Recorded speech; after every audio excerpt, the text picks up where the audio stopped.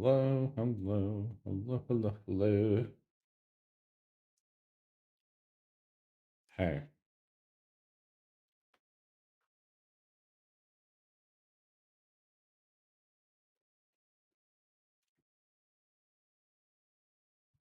What must say? What must sigh? What must see? 115 months in a row. Thank you, Wamasi.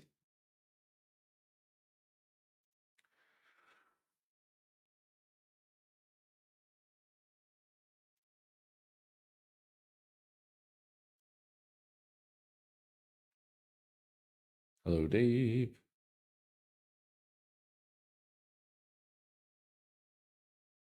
Chat is being too demanding of my comics reading, and I'm mad at them. I'm sorry. I'm sorry my chat is like this. To answer the question, though, I'm not reading anything in single issues, so I'm not keeping up with anything. I have the second trade for each, which is all that's out in trade. I have not read them.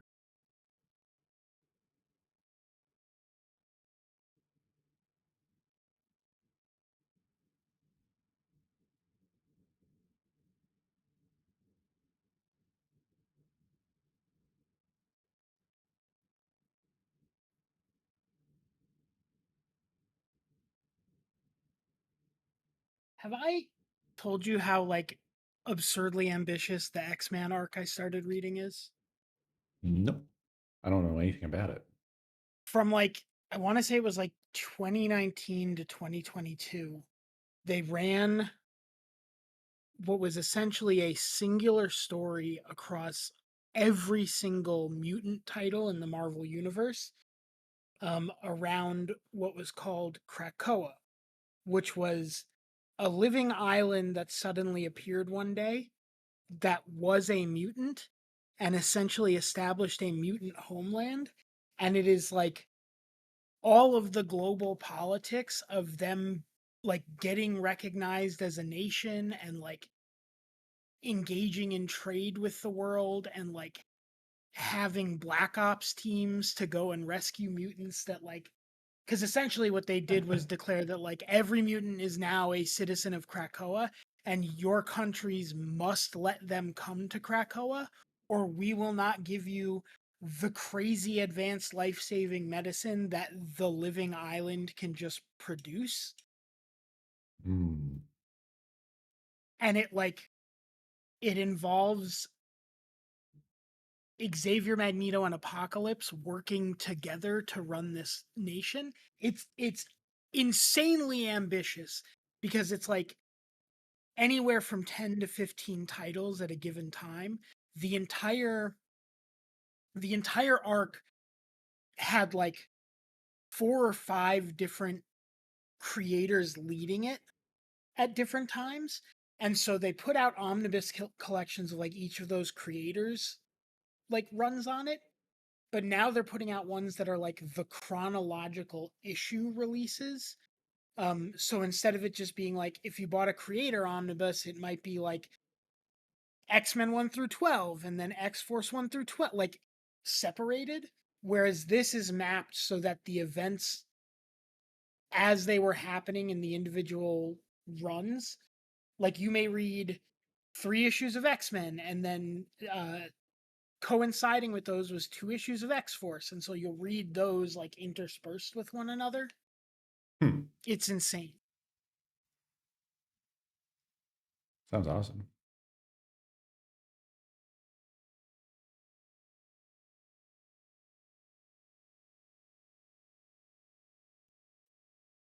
So I forget whether we had to do both of us click play at the same time last time. No, we found SyncTube, and I am getting you the link. Right. Okay. I have created a new. So last time I didn't have an account because we had just found this during like while we were live.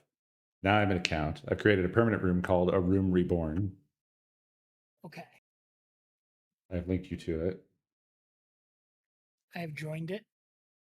There you are. You are fortuitous I manatee. am the fortuitous manatee.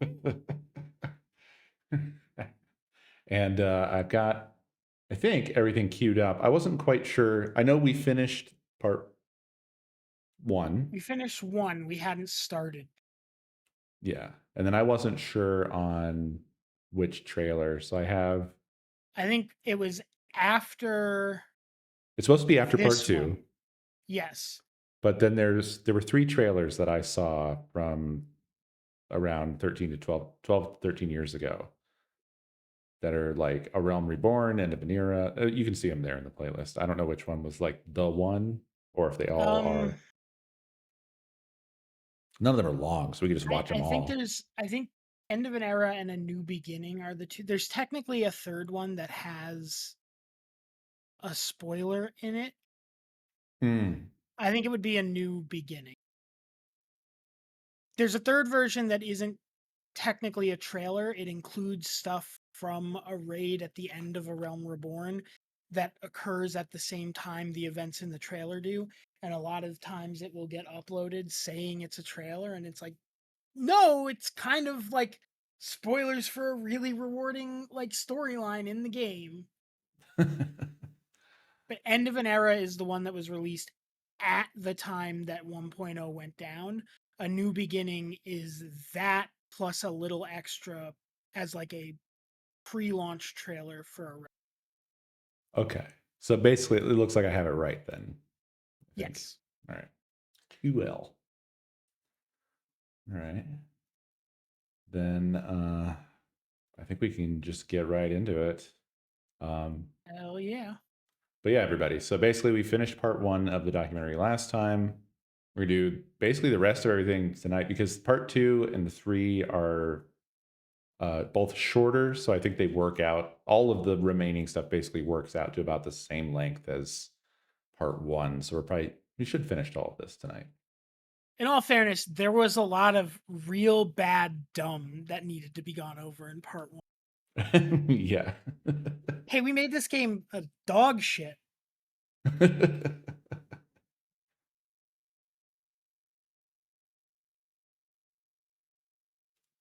Okay. I don't remember if we were able to do the subtitles. I feel like no. I think Oh, wait, you yes. did, yeah.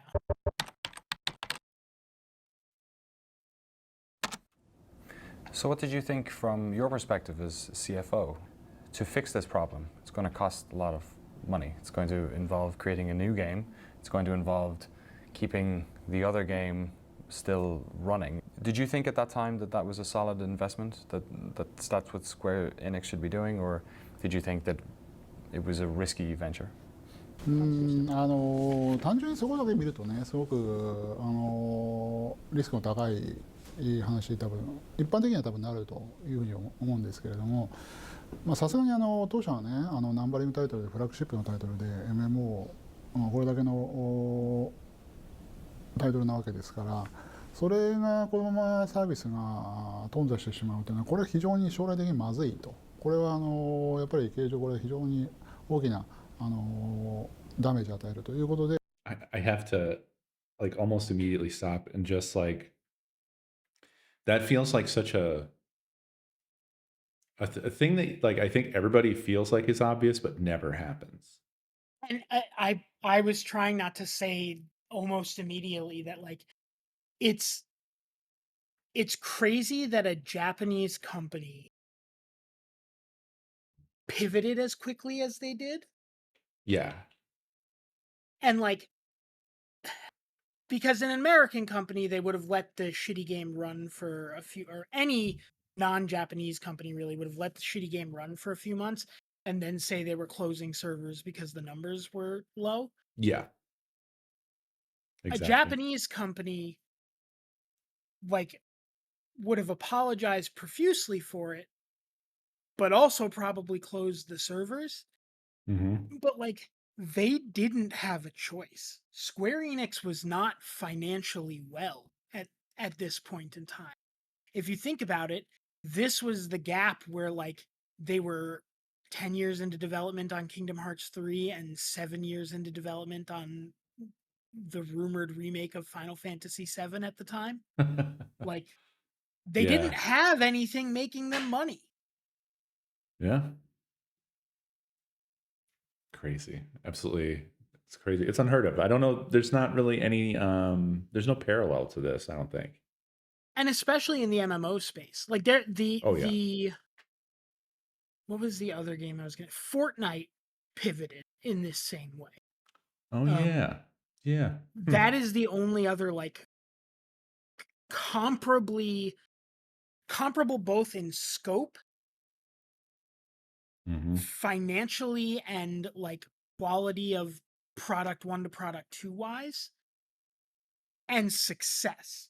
Yeah. Yeah. It really, that's the only other thing that even compares. Very interesting.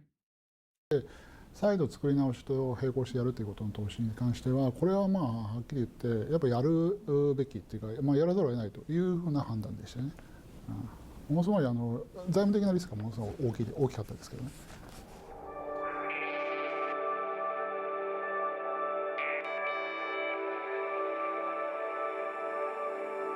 And I mean, like, there's a reason they gave Yoshi P Final Fantasy 16. Yeah.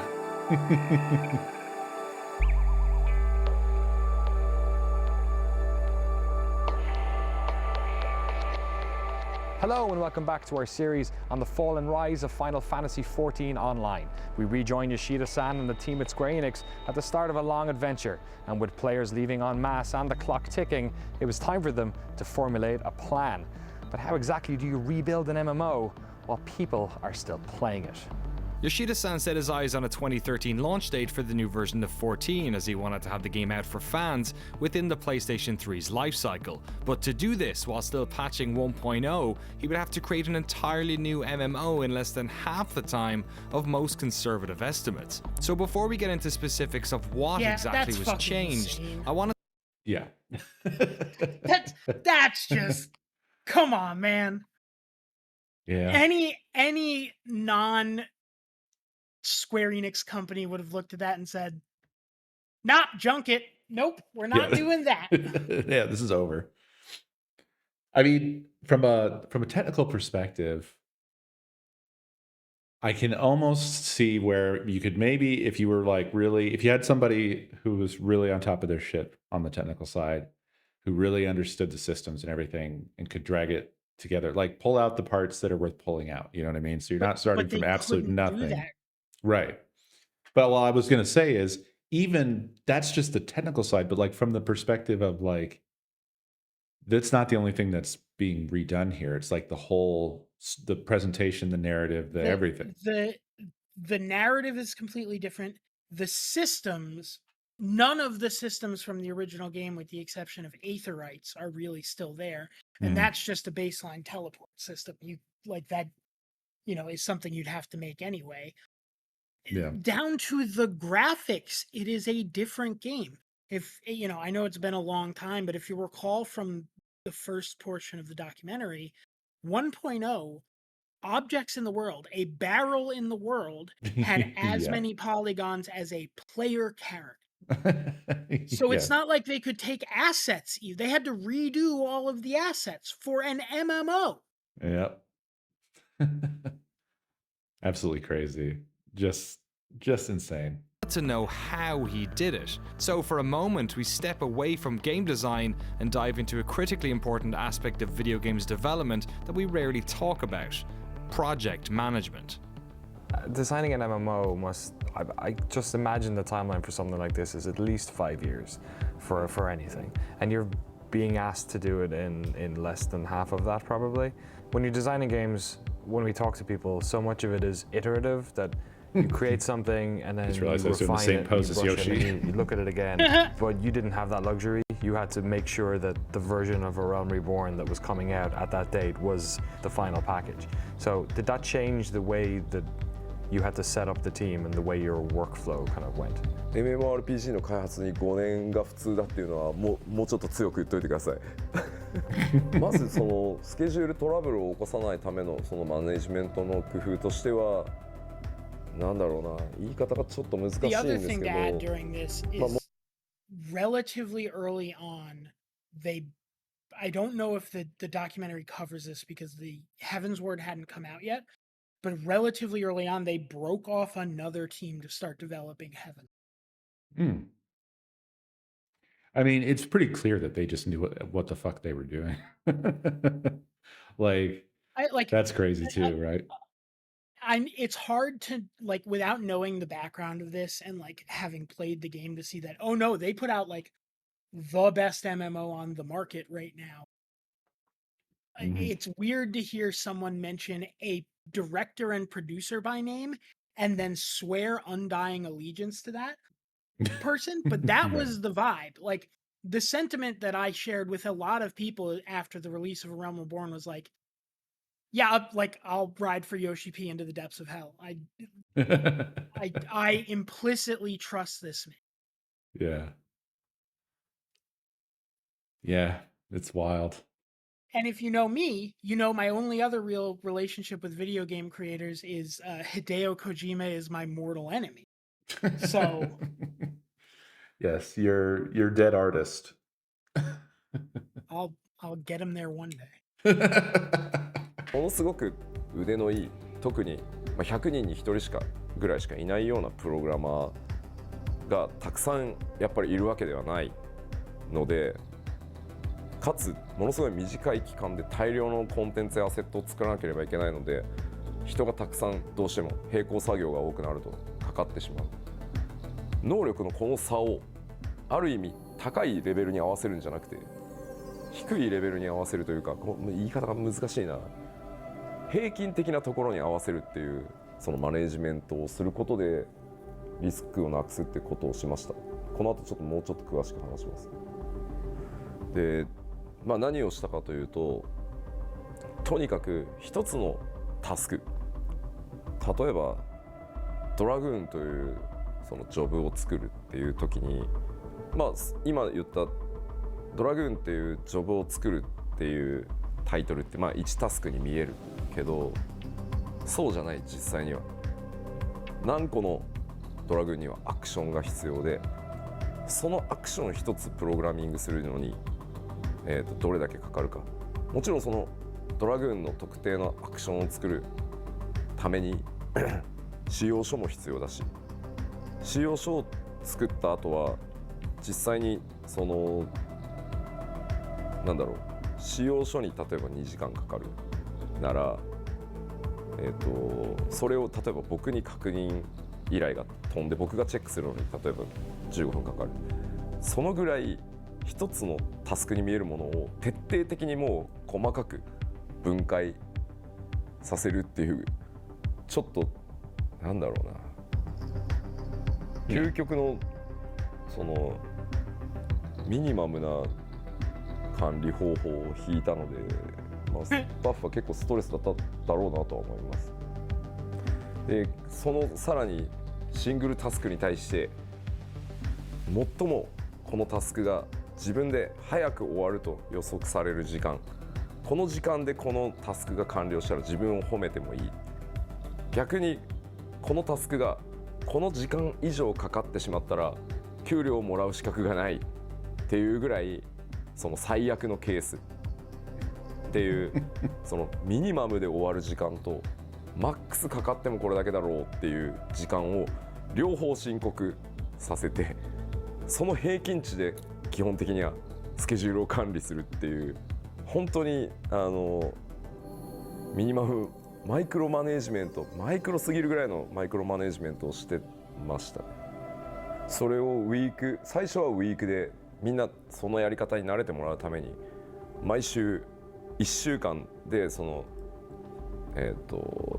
マネージメントを回して、で1週間経つと結果が出るので、さらにそこに個人パラメータ、例えば吉田はやたらとミニマムをこう短い時間で申告するけど、結局タスクが終わってみるとマックスに寄りがちだなってなった場合は 50% で見積もるんじゃなくて、もうその係数をかけて、吉田はマックス側に寄るからきっと次の週のスプリントはもうちょっとマックス側に寄るだろうみたいなのをどんどんこうで個人特性までそうやって管理してたので1日の稼働時間は8時間ではありますけど、トイレに行ったりっていう時間も必要だし、あと必ずミーティングやその会議室でのミーティングじゃなかったとしてもスタッフと仕様の打ち合わせを絶対にそのデスクトゥデスクでフェイストゥフェイスでやることもあると思うので1日の稼働は6時間で計算してましたね。その時は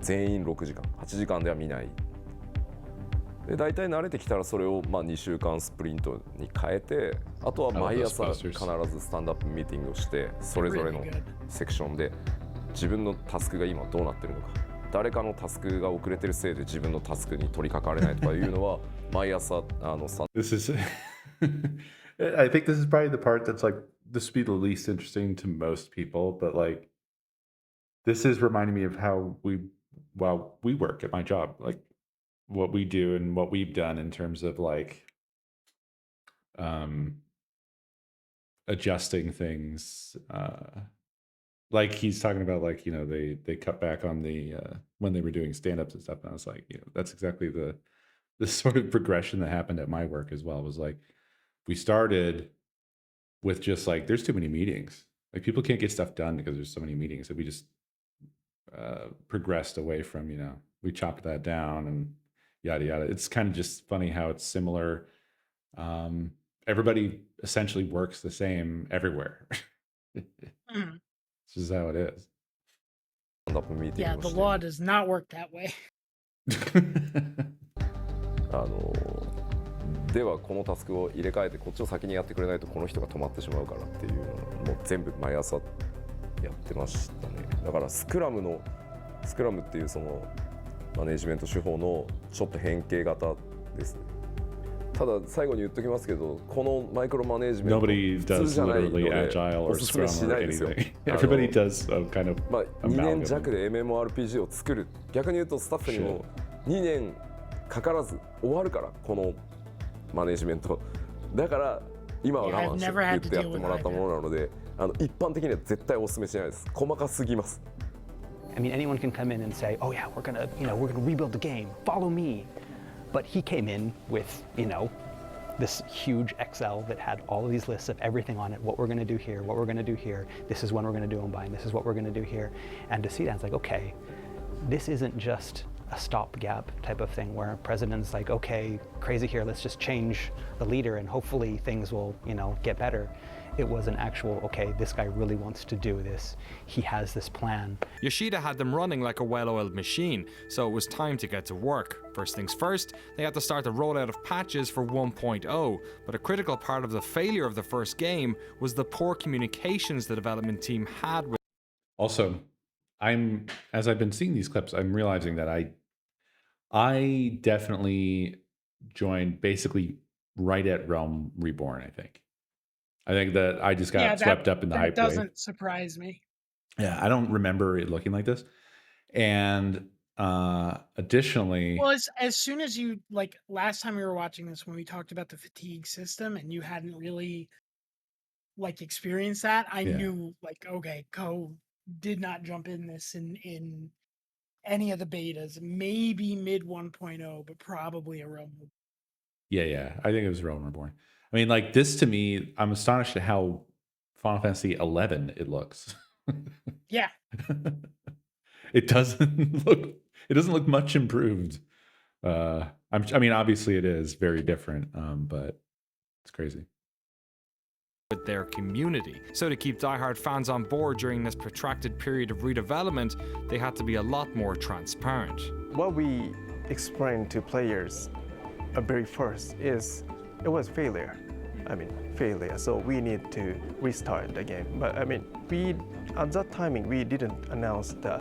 Realm Reborn is not announced, but we are going to fix this game. We need more communication. So just list all the changes, plan changes. So some, upper management people doesn't like this because if you show this to the players, player knows what we will do. So a big after that, comment you did on this, you did this. Mm-hmm. This was novel at the time. It's now kind of the industry standard. This being for live service games, like putting out extensive, like, hey, this is what we're working on type posts. Right. that didn't really happen prior to this, which is exactly what he's saying is like, you know, the upper management didn't want us to do this, but we felt we had to tell players like, we are working on this. It's not just a nebulous thing. Here is exactly what we are doing. Yeah. It's definitely much more common now, for sure. Yeah, then you'd get it at like, I'm thinking specifically in the realm of quote unquote live service games, which was like at that time shooters that had set numerical sequels. So you got that info when they announced the sequel. And then like World of Warcraft, where again, when they announced an expansion, you'd get the trailer for the new systems they were putting in the expansion. And at the release of patches, you'd get the new patch notes, but you weren't getting a like, hey, we're working on like putting in player housing and we're working on doing this and we're working on doing that. Yeah. But you didn't do this, you didn't do this. Yeah, everyone can check that. So, I mean, some people doesn't really like that way, but I mean, when Yoshida-san and myself are discussing how we deal with the community, but what we need to do is to establish the trust. 確かに、今の14のそのユーザーベースから見れば当時のユーザーベースはものすごい小さかったと思う、今と比較すれば。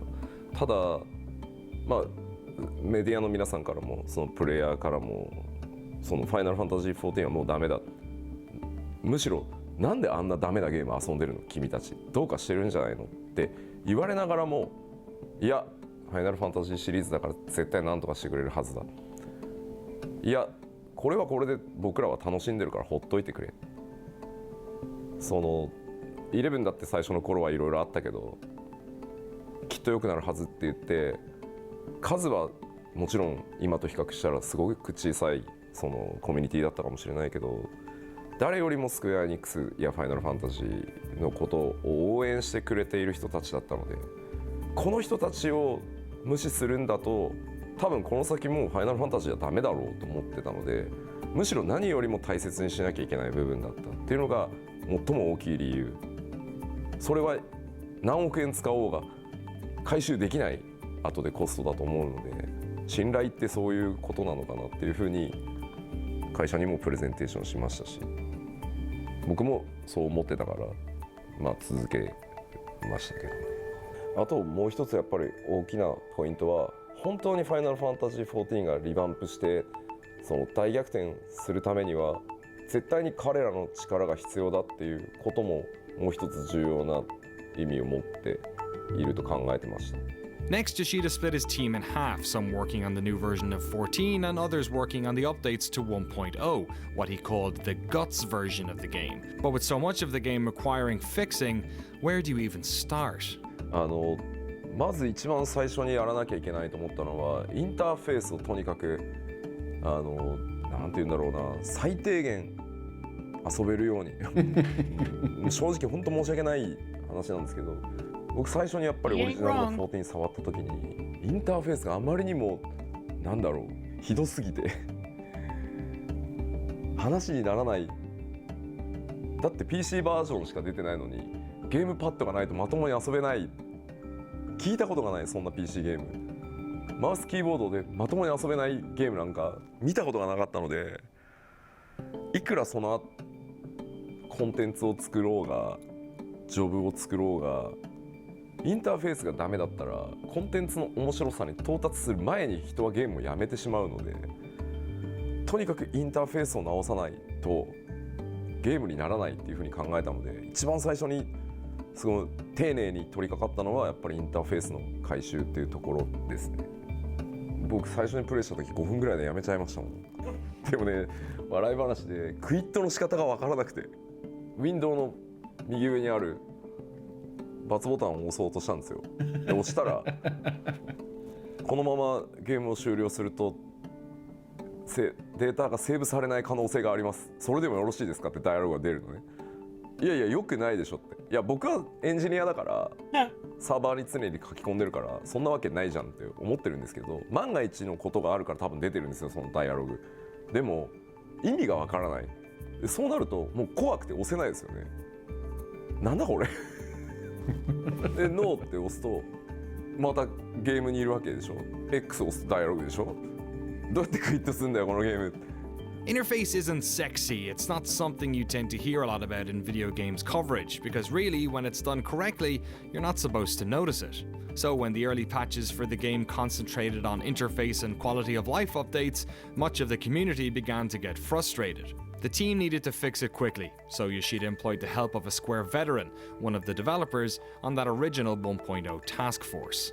はい、皆川博と申します。ファイナルファンタジー14ではユーザーインターフェースの、設計デザインとあとアート的なビジュアルの方も担当しています。よろしくお願いします。今47歳なんですけれども、25の時に入社したのでもう22年経ちますね。当時はまだスクエアエニックスがスクエアという会社だったので、ですね、ファイナルファンタジータクティクスの、アートディレクターを担当していました。なので普段は少ない情報、なるべく少ない情報やシンプルな表示を心がけているんですけれども、今回はカスタマイズ性というかよりツール的な考え方でいろんなプレイヤーがそれぞれ自分の好きなカスタマイズができるようにっていうことを普段よりも強く意識してます。まあやはりバトルがテンポのスピーディーなテンポのゲームなので、カーソルフォーカスを十字キーで動かしながら決定するっていう、そういう操作性ではちょっとゲームにならないだろうというところがあったので、かなり最初の頃にクロスホットバーというアクションを選択するインターフェースを考えたんですけれども、ただこのインターフェース自体は割と昔から他のゲームで自分自身作ったり使ったりしていたものだったので、絶対それでいけるだろうなという思いはありました。なので実はそこはあまり苦労していなかったりします。例えば表現方法が変わると必ず僕はこっちの方が良かったっていう話は来るんですね。例えばインベントリーは以前はテキストで表示されていたんですけれども、アイコンになると当然なんか似ていてよくわからないとか、なので両方欲しいっていう話は受けて両方作るのは大変なんだよなっていうそういうところはありました。今でも ARR のリリースから積み残しの仕事リストみたいなのがあるんですけれども、2年以上経って今入るみたいな機能もたまにあったりします。でもう一つはバトルシステムをとにかく変更しないとコンテンツが作れない。つまりあまり良くないバトルシステムをベースにして、コンテンツを作ったとしてもコンテンツが面白くならない。だから順番としてはインターフェースを修正しながらバトルシステムを変更してやっとその先にコンテンツを作るっていうのが、順番としては僕は真っ当だと思った。当時のバトルシステムも当時は15人でパーティーが組めてあって、しかもマジックポイント MP の管理っていうものがほぼなかったので、当時のファイナルファンタジー14の中で最強の回復魔法だったケアルガーっていうスペルをずっと連打してても MP がゼロにならない。永遠ケアルガーして OK で他の魔法いらないよねじゃあ。とにかく当時は15人で一つのモンスターを殴りまくって回復しまくってっていうすごい大雑把なゲームだったので、これを戦略的なバトルシステム計算式に変えていかないとコンテンツが面白くならない。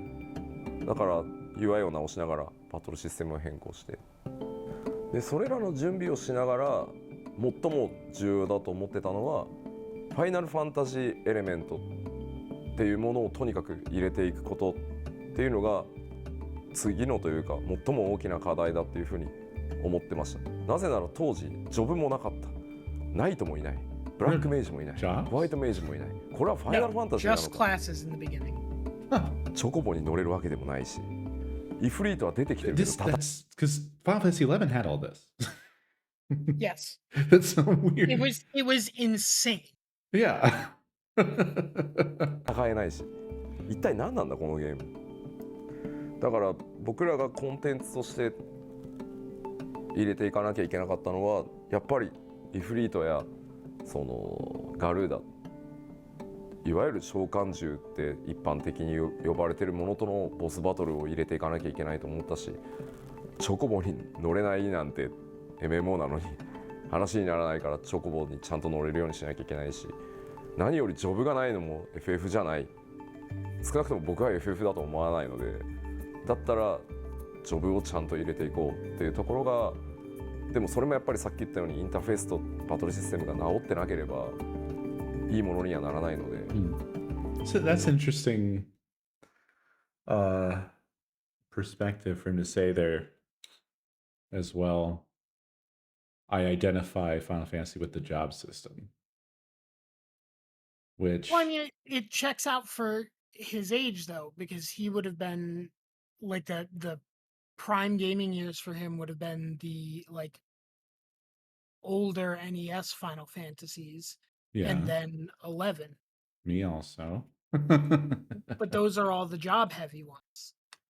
I was thinking about that because, like, the first one, I mean, I guess technically, but it's just that they just all there was warrior mage and so on. The second one had like an explicit system, I think. Yeah. And so did the third. Yes, but 4 deviated.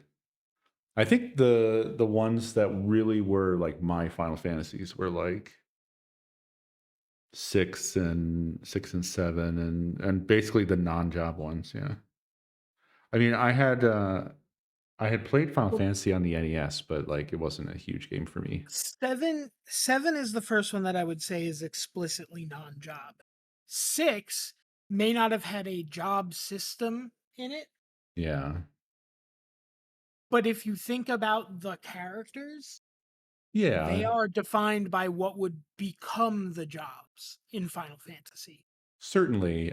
When I think of a system, I think of like 3, where with 3 you had basically like the way that 11 was, or the way 14 is, where it's just the characters could all be whatever job. You would just swap it around.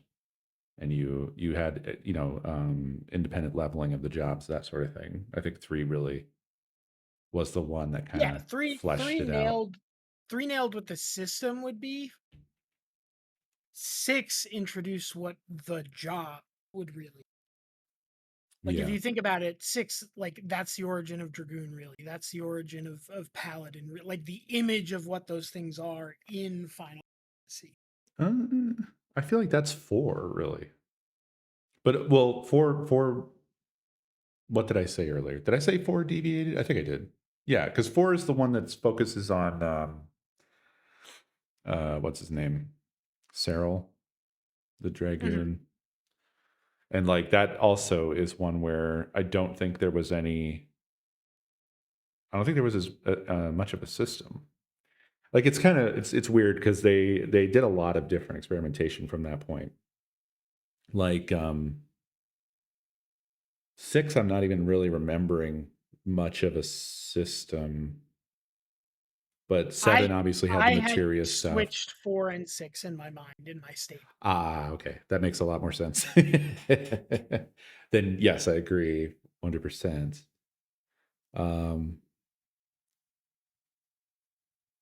Yeah. They veer away from the jobs stuff, like being explicitly a system and more of a character trait, which actually is sort of a return to the first game in a way. And then they did all kinds of other systems. Like 9 is I like 9's system. It was always really interesting of like you learn things from the equipment and then you keep the learned things and you could pass the equipment around. When I played 9, I was too impatient to really engage with that system. And I really want to go back to it now. But Yeah. there is no good way to play it at present. Yeah. It needs a remake in a bad way. Yeah. It's sad that it didn't even get the PC port. That's how I played Final Fantasy VII, man. I played it on Windows 98. Well, it has a PC port now. It is a port of the iPad version of 9. Well, right. Yeah, no. I meant the because 7 and 8 both originally had PC releases back in the day, so they had Yeah. ports that they could actually that are okay. They're not the ultimate way to play either game, but 9 didn't get that. I wish it would have. It deserved it just as much as 7 and 8 did, but I bet PC sales weren't great. No, I imagine sales for 7 were really good because of the buzz around the game, and then probably 8 did not sell as well. And so they just went, it's not worth doing PC ports. Yeah, it sold to me though. That was also how I played 8. I just didn't have a PlayStation. God damn it. But yeah, raid my house. Come on over. We can play 9 on my PlayStation. It's the best way to play. See, if I'm gonna play an old JRPG like that now, I need it to have the quality of life, speed up the battle, type stuff. You Right. know? Okay. That's fair. That's fair. まあだから回収をやりながらきちんと仕様を作ってそれを一つずつクリアしていくっていうのを中盤以降は続けてそこからやっぱりグッドゲームの評判はやっぱり Q14 も良くなっていってプレイヤーもずっと増え続けていったので少しずつですけどあれは僕らもすごい励まされましたね。やっぱりちゃんと面白いものを作っていけばみんなプレイをしてくれるっていうのも数字の上からもよく見えたので当時の7つ一気にリリースされた7つのジョブパッチナンバーは忘れちゃったけど7つのジョブがいっぺんに実装されたんですけどたった一人のゲームデザイナーが作ったんで The team had their sights set on what needed to be changed and how they were going to do it. For the first time in years, they were feeling hopeful, and even better, players were finally starting to respond with positivity. But right as they were settling into this new reality and finding their rhythm, disaster struck.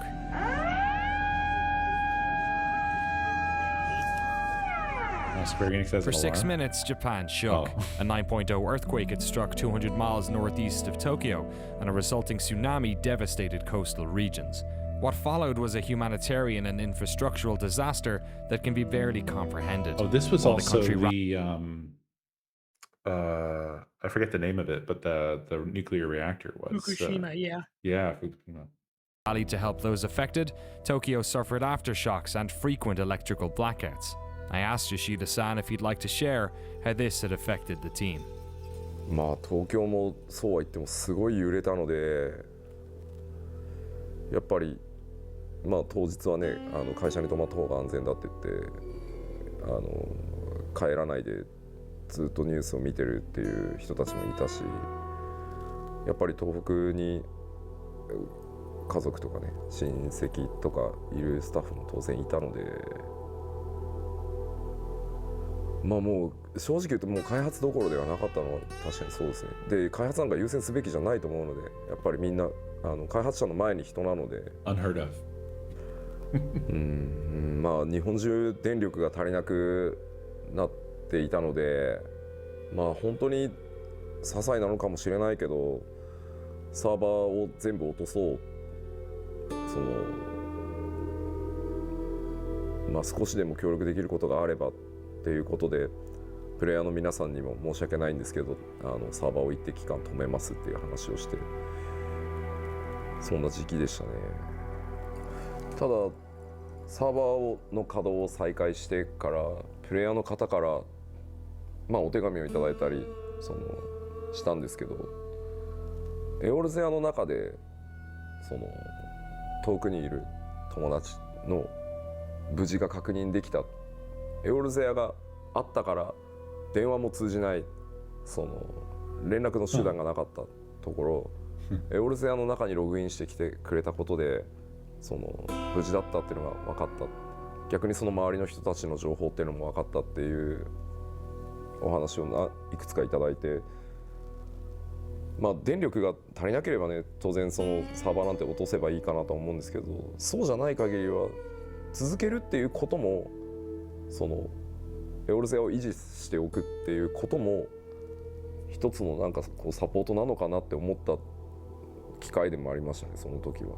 だから続けてくれてありがとうって言われたんですよ、そのファイナルファンタジー14を。開発であとは最も大きかったのは、実はイフリートの次に戦うボスはリヴァイアさんの予定で、リヴァイアさんをかなりの速度で作ってたんですけど、とてもじゃないけどリリースなんかできないっていう話で、だからイフリートの後モーグリが実装されてるのはそれが理由ですね。急いでモーグリを作り直したというか企画し直したので、いやそんなことはなかった I です。 don't know it, but I can say that just the mention of Moogle now gives me PTSD after Final Fantasy VII Remake. Ugh. I love the remakes, but I fucking hate the Moogles. みんなやっぱりそれ Don't do the Moogle crafting quests then. Okay. Well, I don't hate Moogles generally, unless are they awful in 14 as well? The quests are just annoying as fuck. You kind of have to do them to effectively level crafting, but god damn were they a pain in the ass. They weren't marked initially to begin with. So you know how in 14, if something unlocks a new system or new game content, it has that like purple quest logo? Yeah. That doesn't... They may have changed it since, but that didn't exist for the Moogle Beast Tribe quests. Ugh. So figuring out what the prerequisites to unlock them were was a fucking nightmare. Yeah. How do you ruin Moogles? Come on.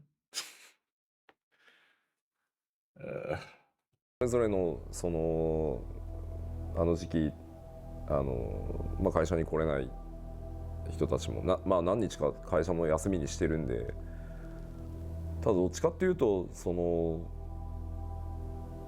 自分たちにできることをやろうっていうみんな感じだった。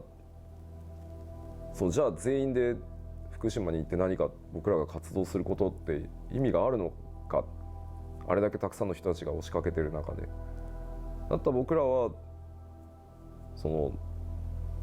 彼らが落ち着いた時にゲームを楽しく遊べるように、僕らは結局ゲーム作るしか脳がないので、ゲームを作り続けるのが結局何よりなのかもっていう、こういう話はしなかったですけど、みんなそういう感じで復帰してきてましたよ、仕事に。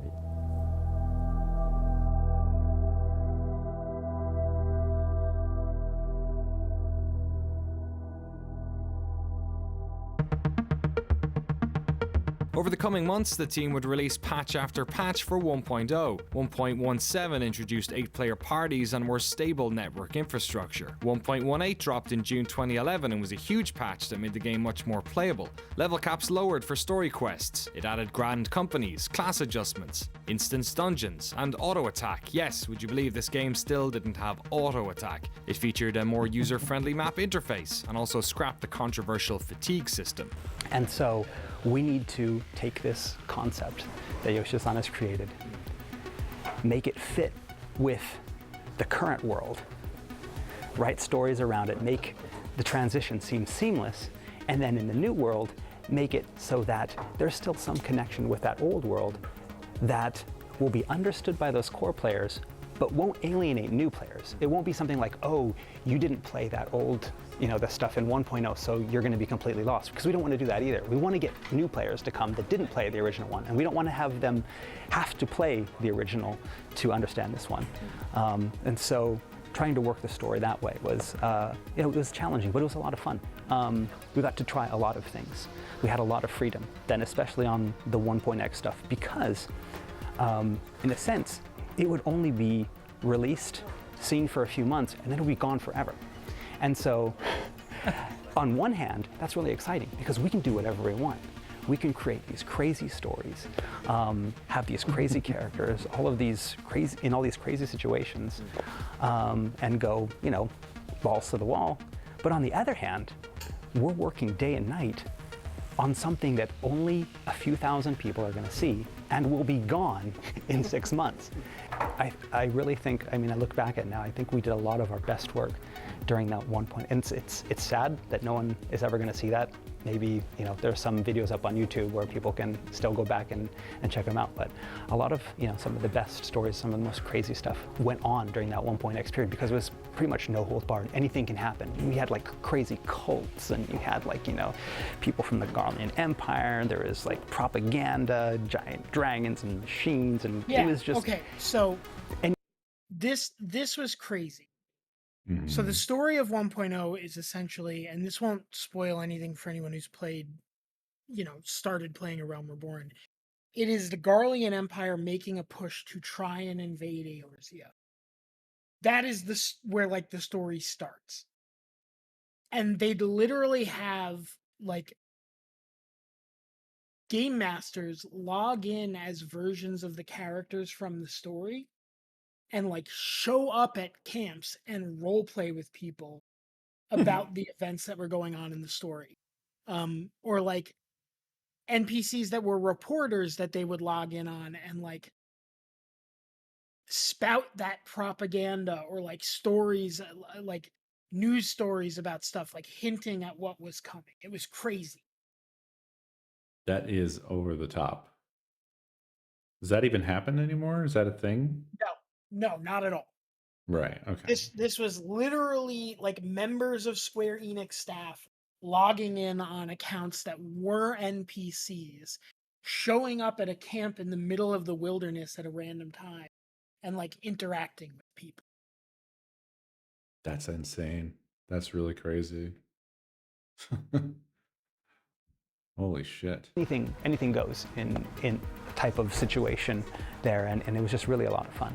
1.19 signified the 1-year anniversary. Players finally got personal chocobos, and in the distance, one light in the night sky burnt slightly brighter, a sign of things to come. At the very first time, it was just some rumor between players. Oh, is it getting bigger? No, I don't think so. This was also when Square Enix they announced did this that an entirely... Several times they made Dalamud bigger without saying anything about it. And so it literally was just people being like, the fuck is going on with that red circle? That's awesome. new version of the game had been in development since January, and that current players would receive copies of it for free. They also announced that players' character data and progress would be transferred to this new version, what they were then calling version 2.0. A roadmap for patches was outlined, and it was announced that monthly fees would be reinstated as of January 2012. As an incentive for players to keep playing while the fees were introduced, they announced Legacy Campaign, which rewarded players who paid for at least 3 months of service with permanently reduced monthly fees. Those That's players right, would you also get an fucking exclusive idiots. Chocobo mount, I'm while as better a thank than you you. for their support during the redevelopment, their names would be featured in the credits of the new game. で2011年10月14日にそのレルムリボーンっていう14を全く新しいゲームとして作り直してますっていう発表を同時にすることでどうなえこのままアッ I プデー didn't トし get てい my くんじ name ゃな in い the の credits because I was in college どう and な I る mailed の it out to me. 楽しかったですよ 1.2 was the final patch of 2011. It saw all the servers renamed, while the moon Dalamud now seemed larger in the sky. 1.21 came in March 2012, introducing a new job system and 2 new dungeons. 1.22 followed in April. Dalamud grew closer, and now some players are beginning to have nightmares. Ominous dreams greet players who log into the game while at an inn. The community all the while trying to figure this That's out. awesome. Is the moon going to destroy the Yeah. world?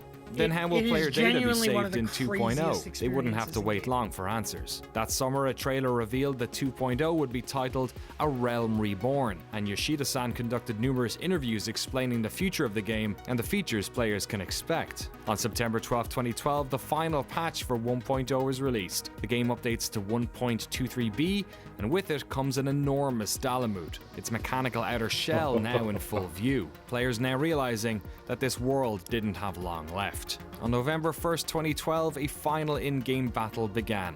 Square Enix made entry free for the final week of the game, while This a haunting was song can be heard insane playing to on the be a wind part of. across the entire realm. While the server struggled to deal with the load, players got together with their friends one last time, as the development team in Japan spammed enemies outside capital cities. One group of players outside of Golda has become legendary, Gobu Wall. attempting to protect the city with what we now call the Great Gobu Wall. Amazing. Right before Dalmud hit Elsewhere, we had to do some chaotic situation to the existing world. So what we decided to do is to spawn the strong enemies at the near the main We cities. knew they were Even releasing when a I new pop- game. We didn't know the details. Because they Yeah. announced all that in advance to keep people, like, to incentivize people to sub. Very strong, I mean, Manticore or the mobile or the giant monsters, players kill instantly. Right. Yeah, instantly. Yeah, just snap. So, oh, Jesus. So, you killed my monster again. So, what we can do is just keep spawning the lots of monsters. And then, in very late night, when I was doing, keep spawning the monsters, the one programmer I've never talked to him before, but just coming down to my desk and then just give me a bit of paper with some numbers, which numbers I can understand. This is the number of the certain monster. Okay. I can type in so that I can spawn the very new, stronger monsters. Oh, thank you very much, as a programmer. So that was a very fun moment. You're like playing God. At first, I felt like God. Hey, players, can you beat my monsters? But no. I was very weak God. They were God. Yeah, they were God. So it was then, on Sunday, November 11th, 2012, just over a year after Final Fantasy XIV was originally launched, with Dalamud hanging in the sky, that the servers were finally turned off. And as they did, a trailer dropped, showing players what was to become of their old home.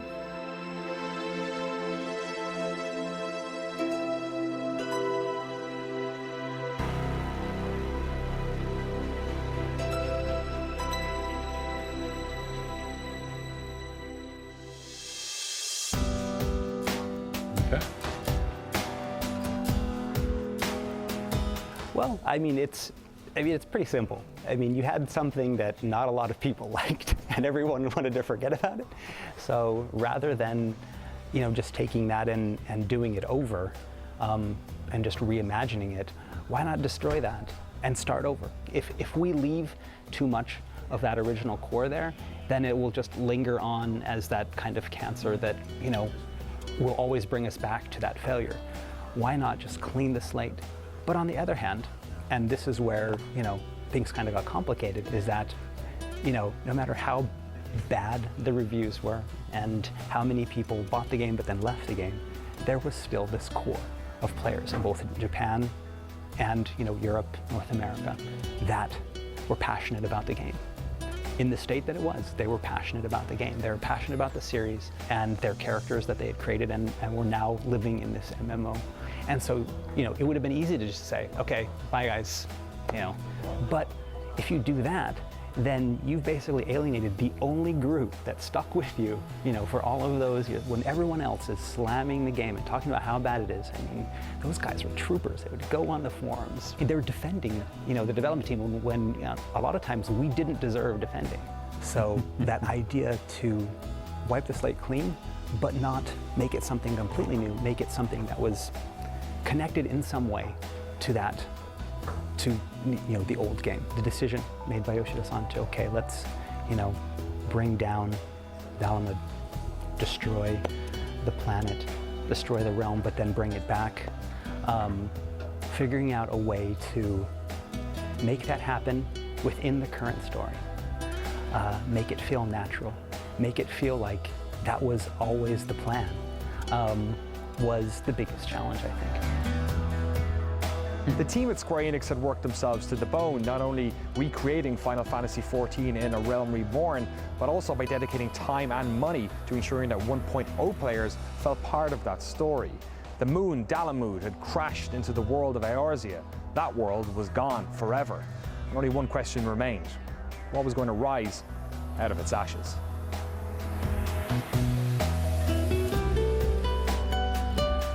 Awesome. Trailer time. Yes. Let's jump to it. After the trailer, there is something I want you to Google. Okay.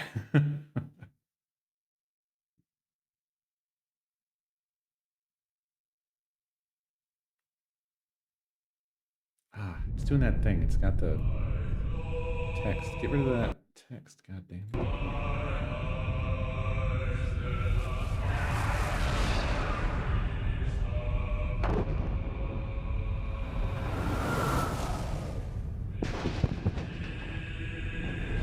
Now, this dropped at like 1 in the morning, the moment the servers shut down. Awesome.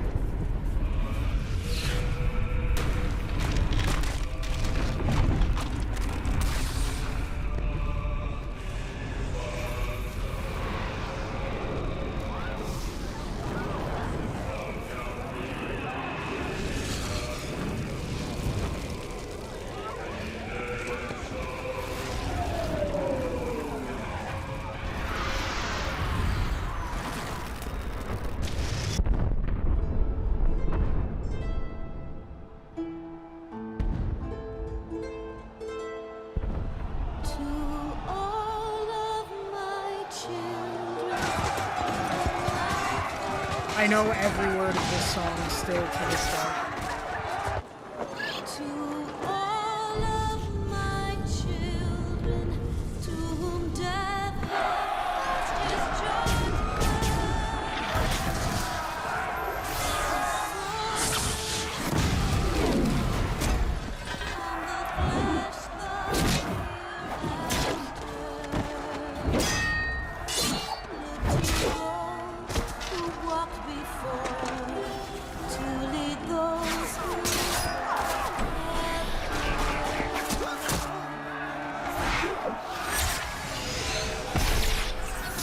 I think that singular line in the song sums up so much of the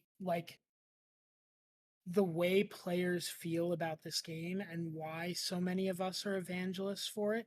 The lyric was, "Look to those who walk before to lead those who walk after." And when I think about everyone I knew who played 1.0 and how just excited we were for new people to join this world that we had all, despite the flaws of the game, like fallen in love with, it really set the tone for like, you'll hear a lot of people say stuff like Final Fantasy XIV is the nicest like community in a game.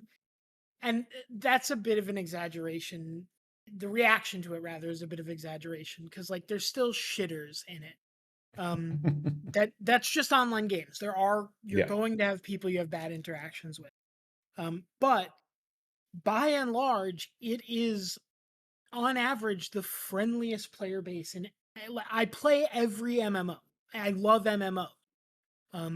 It is the like nicest community there is, to the point where like, you know, a lot of people talk in MMOs about like, I want to get into it, but I'm worried about running group content. Like everyone's going to know that I'm just learning.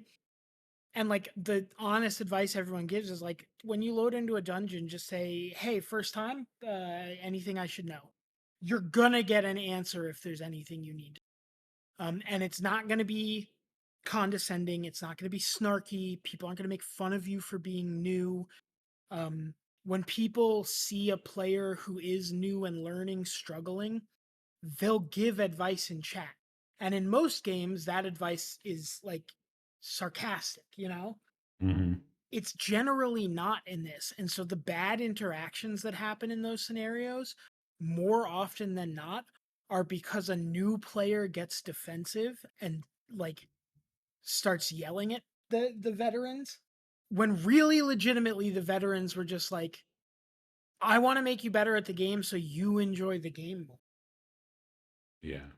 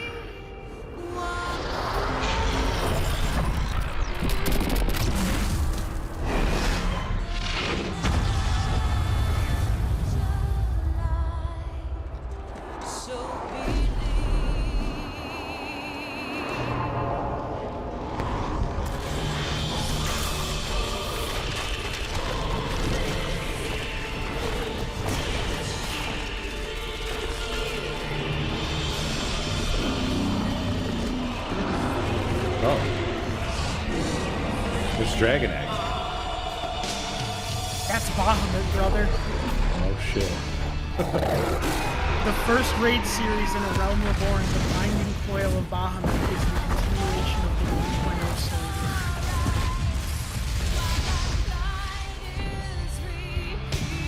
That felt like such a reward for the time we put in.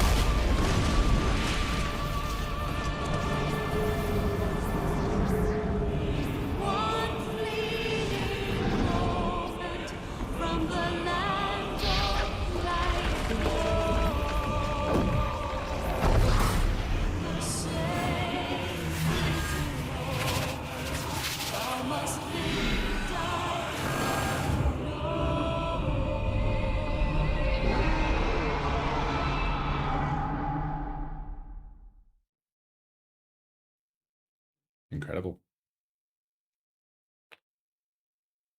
Not even done yet.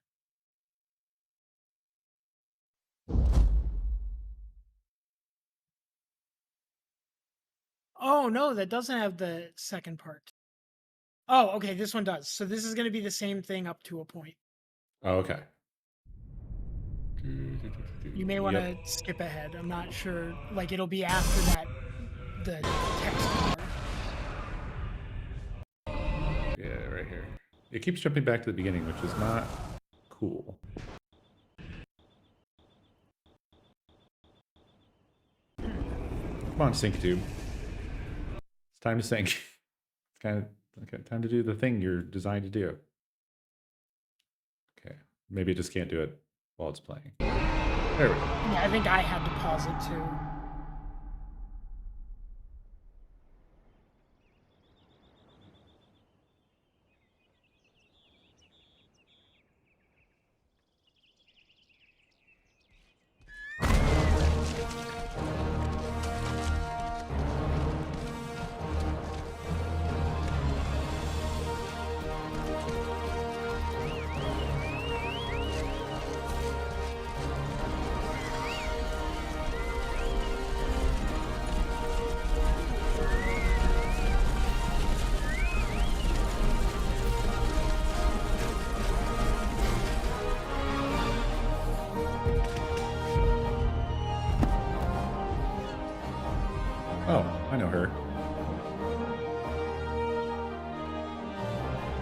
The Scions are all holdovers from 1.0 too.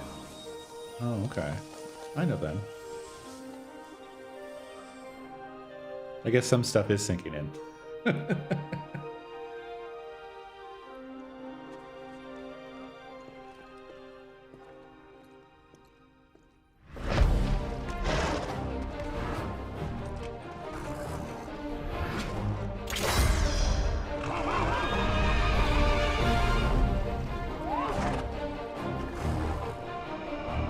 Oh no, another big moon.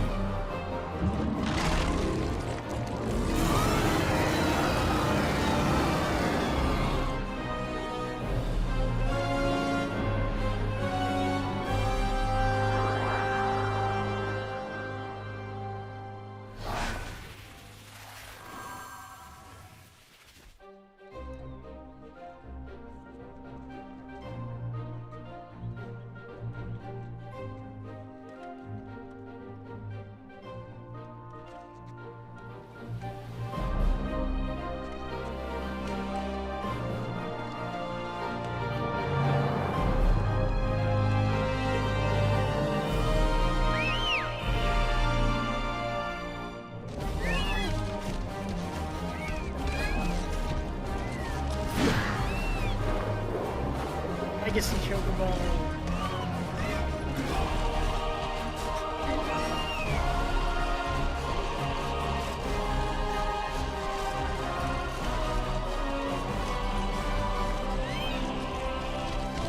That Chocobo is, I believe, the rarest mount in the game.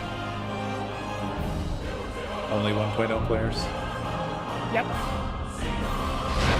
Only Legacy players, specifically. So, like, you could be a 1.0 player and have the 1.0 Gobu mount. You had to have gotten Legacy status to get the Legacy Chocobo. Oh. And how did you get legacy status? 3-month sub during that period where he said, hey, we're relaunching the game. We're turning subscriptions back on to fund that. Please sub to us. If you sub for 3 months in this 11-month period before the next game launches, you will get legacy status. You get a 50% discount forever and the legacy chocobo. The power to banish the darkness dwelleth in the crystals of light. Journey forth and lay claim to them.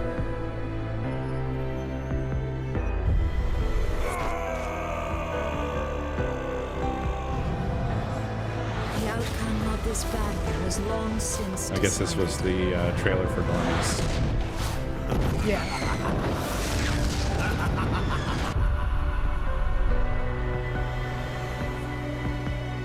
My name is Kane Senna. Decided my name is. And it is my solemn charge to watch. I don't know what's going on with the caption. It's all called Geo. We are graced this day. Glory to the sauna. Brave souls are few and far between in these times. I count my blessings when I find one. This is one of the crystals of light by the Navigator. If you are to survive, your steel must needs speak for you.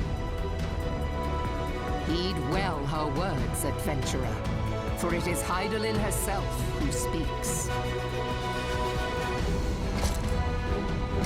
Eorzea, a blighted realm, riddled with false gods. Twice now it has eluded the Empire's grasp. And for this failure, the realm has sunk deeper into depravity. It is twisted beyond all reckoning, rotten nigh to the core.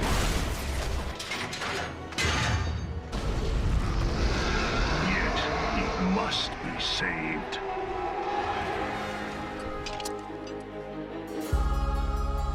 Garland. Soon you will be made to know the true power of Magitech. So you're the adventurer of whom I've heard so much. Have you ever had the sensation of being pulled away from reality? Brother, are you certain this course is best? Remembrance will yield no remedy. Oh no, If our this is world spoilers is for to me. heal, we must put the horrors Very of the minorly. calamity behind us. I thought it's him. At my might, why do you not beg for mercy? Why do you not die? Ah, Sid, my boy, you look well for one who has forsaken kin and country. I wonder what else you will forsake before the day is done. Sid. What in the seven hells?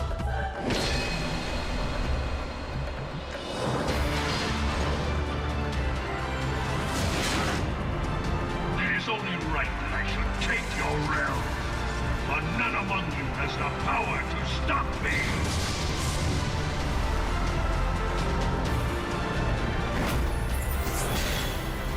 The salve will serve not only to close up our present wounds, The sea will serve. but It prevent certainly old will. ones from opening anew.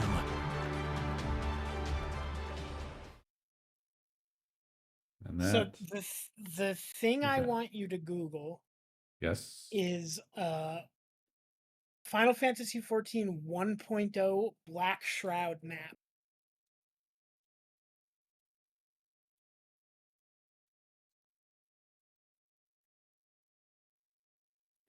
Black Shroud map.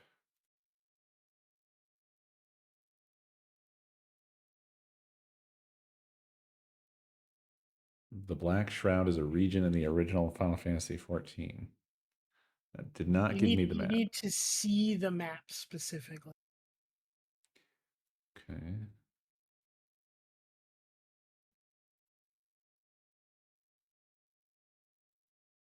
Is that this? No. No. No. That you got to go back. This is the like current stuff. See that one that looks like a checkerboard? This? No. Yes, this. Yes. This was the original Black Shroud. Okay. Yeah, they did show this in part 2 there for a moment. The joke after this was that Dalamud had to drop because they had to get rid of this because it was unplayable.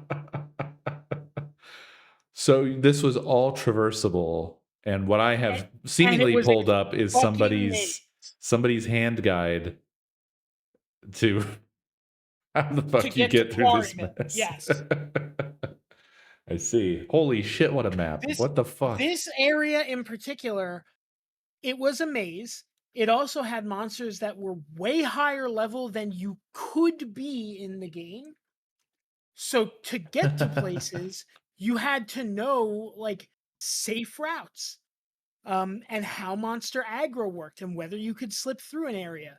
So this was common practice where like you would know someone who had figured out a route and they would draw it up and post it like on the forums and like share it in, your guild chat. And there'd be dozens of routes like this to get through the shroud because like to do certain things you just had to know it. Yeah. Apparently in this case you had to visit a Roseling level 16. So that is a warning. So the Quarry Mill was another camp. Yeah. And that is a warning for players who are trying to unlock the like chocobo travel points and stuff and maybe lower than level 16. Because remember, leveling it at this point was not an easy thing. Yeah. And so you might have a quest that wants you to go to Quarry Mill, but you might not be level 16 yet. And Roselings were an enemy that had particularly long like sight aggro range. So it was a warning for like, you got to know how to get by them. Oh, amazing. Yeah, this looks really nightmarish. And this is a fraction of the region. Yeah. Oh, amazing. Onward to part 3.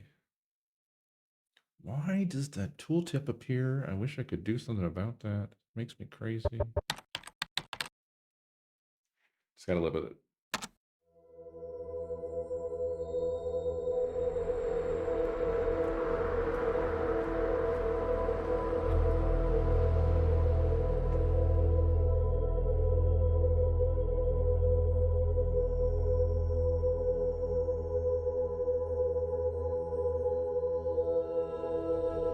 Copper. Stay safe. Hello and welcome to the final part of our fantastical tale. We sit on the eve of the rebirth of Square Enix's new world. Almost exactly 3 years after the original catastrophic launch, Eorzea was going to be getting a second chance. But this time, everybody knew it wasn't going to be getting a third.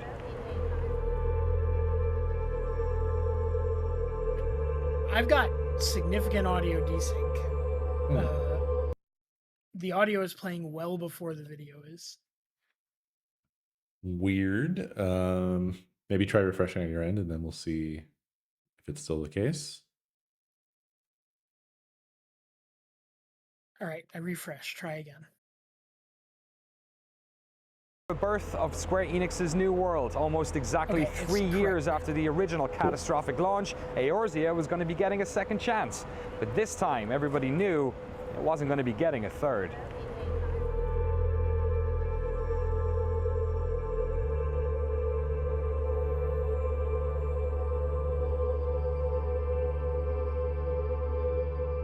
Once Dalamud had struck, Yoshida-san moved the 1.x patch team into the main team working on A Realm Reborn, taking lessons from contemporary MMOs, feedback from players over the 1.x phase, and elements that worked from the original version. They crafted a modern Final Fantasy XIV set in a vibrant world that reflected the energy of the franchise. And for Yoshida-san and some other members of the team, this was going to be a very public thing, as they took the short train ride from the office in Shinjuku to Shibuya to take part in a very special launch event. その渋谷のイベントへ向かうために朝電車に乗ってた。で、少しリハーサルを当然やらなきゃいけないので、少し早めに家を出て、いよいよ発売日かって思いながらその電車に乗っていたらちょうどそのドアの近くに立ってたんですよ。そしたらそのドアの僕は右側に立ってたんだけど、左側に立っていた男の子、多分大学生ぐらいだと思うんだけど、緑の綺麗な男の子がすっと僕のところに寄ってきて、小声で「吉田さんですよね」本当に発売おめでとうございますってプレイヤーですって言われたんですよ。でそんな状況でそのイベントを始めて、でみんなでそのここまで来る話をステージでしていて、最後マイクが当たってきて話をしようとしたら、その朝そう言われたことをちょっと思い出しちゃって、いやいろいろあったなって思ったら、言葉に詰まっちゃった瞬間にその来てたプレイヤーたち、お客さんたちがこう頑張れって言われちゃって、もう昨日もちょっと話したように MMO って発売してもそれがゴールじゃないスタートなので、なんかあんまり感傷に浸ってる暇なんて本来ないんだけど、思わずこうプレイヤーにこう頑張れって言われたせいで泣けてきちゃって、恥ずかしかったですね。運営を続けていこうと思います。本当にありがとうございます。そしてこれからもどうぞよろしくお願いします。And it, like, this event really set the tone for, like, the development team is willing to be really personal with the player. Yeah. Like, there was a fan fest where it was revealed that during one of the expansions, Soken, the lead composer, was battling cancer. And he had kind of kept it secret from everyone except Yoshi P. And, like, Yoshi P breaks down crying on stage at the fan festival. He seems like a really good guy.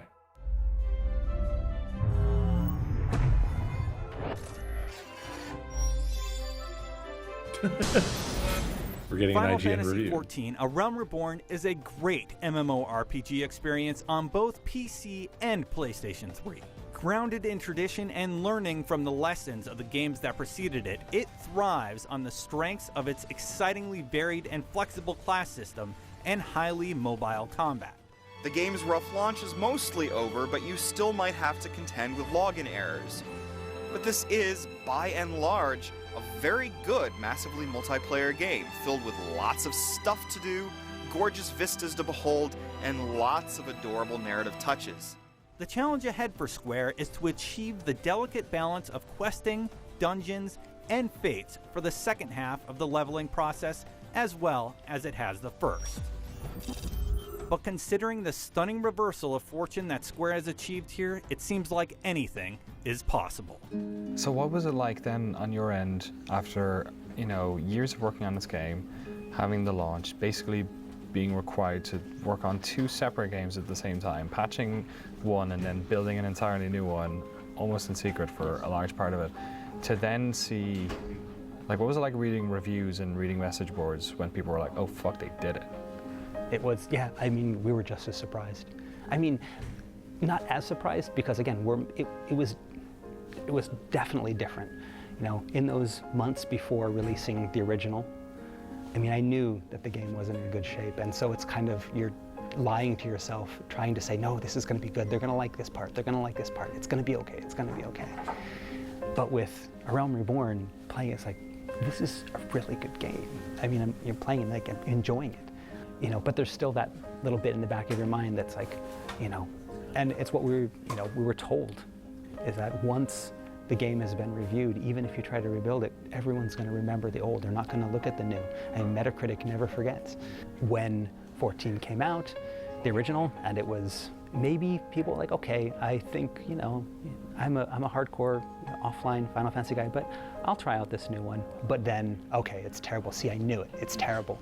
They're not going to want to come back for a second time. It's like, no, I already played that. It was terrible. And so there was just this feeling that even if it's a really great game, no one's going to play it. They're just going to brush it off because it's the bad Final Fantasy Online that I tried, in beta and it sucked, so I'm not going to play it anymore. And so yeah, we were afraid of that. But then, wow, it was just,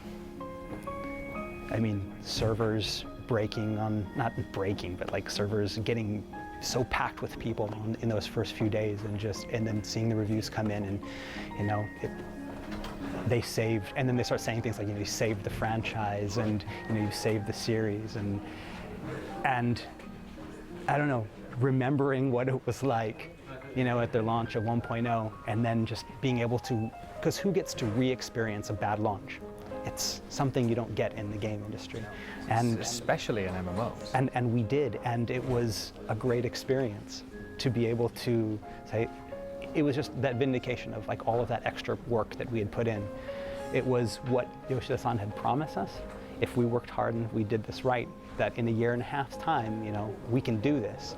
And a lot of people didn't believe him, and a normal person probably wouldn't believe him. But, maybe that's why we were able to do it, because all of the abnormals remained and made something that was, literally impossible happen. やっぱりサーバーがあまりにも混雑して遊べない、せっかくパッケージをお金を出して買ってきたのにゲームが遊べないとは何事だ、オンラインゲームだから当然サーバーにつながらないと遊べないので、なんか評価とか以前の問題で買ってもらったのに遊べない状況を作ってること自体が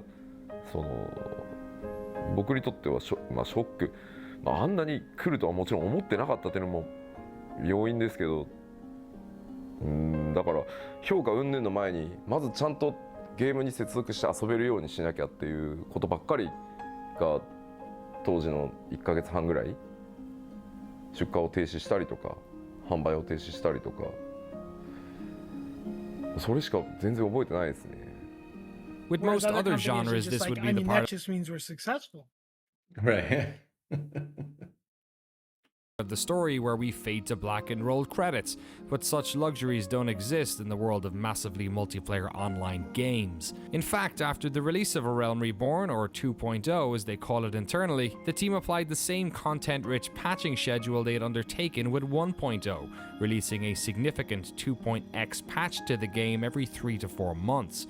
Over the next 2 years, these patches progressed the story of ARR, added in epic raids and new modes such as 72-player PvP battles. But just like before, while the team was working on these 2.x patches, they were concurrently building an updated version of the game, the first expansion pack, Heavensward. 2014年の10月9月10月ぐらいかな、開発チームにも吉田さん申請したら楽になるって言ってませんでしたっけってバカ MMO これだけ巨大な規模の MMO は最初のエクスパンションパック出すところまでがスタートダッシュなんだよって言ってごめんねって。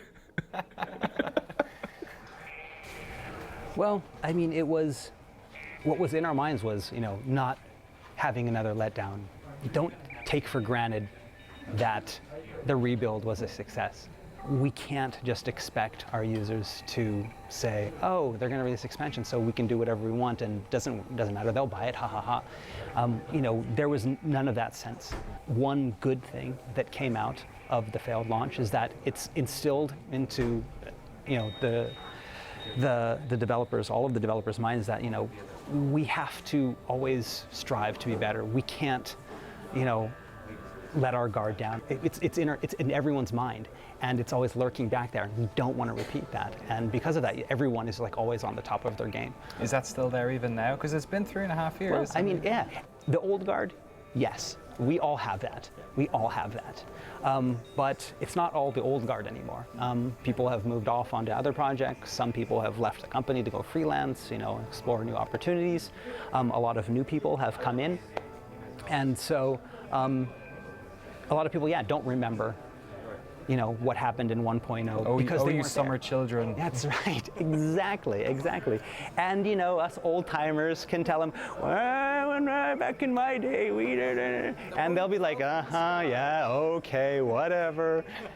And sometimes it does feel like that. There's always the chance that you can just get too full of yourself and not do 100%, not learn from your mistakes, and that the community was like, no, we're done.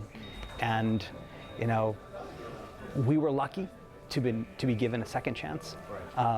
We were really lucky to have that second chance actually succeed.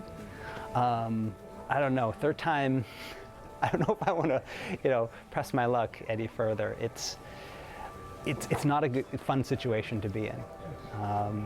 The things that I've learned over these past 7-8 years working on 11, the original and the new and the expansions, is something that I'm going to carry with me to all future projects, as it will with, all of the other devs that have done that.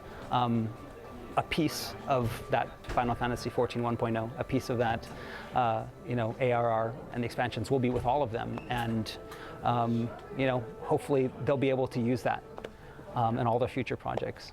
Heavensward was another win for the team. Critically praised and loved by the community, it helped push cumulative subscriptions for the game beyond 5 million. In fact, the amount of players in Eorzea has kept rising. 当然上がり下がりはあります。上がり下がりをしながら少しずつ右へ上がっていくっていうのが、あんまり他の MMO ではない曲線なのかもしれないですけど、とにかくゲームデザインでずっとこのファイナルファンタジー14というゲームをプレイし続けていなければついていけなくなるとか、その一度やめてしまったら戻れないっていう風に絶対にならないようにっていうのが14のゲームデザインの根幹にある。なぜなら今本当にみんな忙しい。一つのゲームだけになんだろう、毎日ログインし続けられるわけじゃない。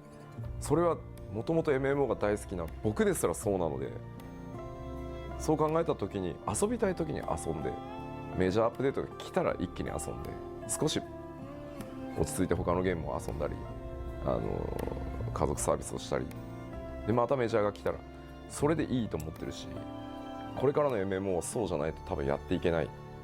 でやっぱり大きくゲーム1本分の新しい体験が来た時、全員集合して最新のファイナルファンタジーをプレイしてもらいたい。だからそれが基本ベースにあるので、やっぱりそのパッチの間で上がり下がりはする。ただ評判を聞いてずっと増え続けていくっていうのが理想だと思ってるし、14はそれでやれてきてるので、ただもっともっと遊んでほしい、たくさんの人にと思ってるので、チャレンジをまだまだ続けたいとは思います。The latest expansion pack, Stormblood, comes hot on the heels of 2 years worth of 3.x patches, which have added fresh storylines and features to Heavensward. With it comes increased level caps, new dungeons, jobs, raids, zones, and some changes to the battle system. Stormblood will also mark the end of the game's lifetime on the PlayStation 3, but of course in the intervening years, the team has since launched the game on the PlayStation 4. Final Fantasy XIV had been a financial disaster for Square Enix. Subscriptions were turned off for most of the 1.x era, and the company poured significant funds and trust into the team tasked with its rebirth. The importance of this franchise to the company is mirrored by its importance to its players and of course the development team. This is a group of people who have dedicated years into ensuring that this game came back from the dead. Yoshida-san says he only needs about 4 hours sleep a night. I asked him about his social life. He says he doesn't really remember anything except work. He speaks fondly of those players that stuck with the team, those warriors of light that were saved at the end of 1.0. His respect for fans of this game and all Final Fantasy fans is clear to see. The realm of Eorzea is totally different now. Canonically, if you were a 1.0 player and your character got carried over, you were teleported from the Battle of Cartno to the start of A Realm Reborn 5 years in the future. You were the Warrior of Light at that battle, and no one remembers you, and you get different interactions in the game than people who picked it up at A Realm Reborn and started for the first time. Really? Has that continued on? Not as much as you like. The further out you get from A Realm Reborn, that decreases. And it doesn't change the substance of the story, really. It's more just like nods to it. Yeah, but that's still really cool. Yeah. Now it is more reflected in like the big thing I tell people is really before you start a new expansion, you should try and knock out a lot of the stuff from the one before it that is story related. So things like the 8-man raid series and the 24-man raid series and the trial series, because the next expansion may have some reference to that. That is most true in going into Shadowbringers. You really should have done all of the story stuff for like the patches up to that. Because there will be more explicit references in there. And then going into Endwalker from Shadowbringers, it's the same thing. You want to have done all of Shadowbringer going into that, because the story will have different nods and different dialogue based on like, did you do this 24-man raid? Did you do that 8-man raid? Have you completed this like trial quest series? Gotcha. I don't know if I make a new character, if I don't think I get the legacy stuff on him, because there's like a legacy tattoo with it too. And that is only on, I believe, the character you actually carried over.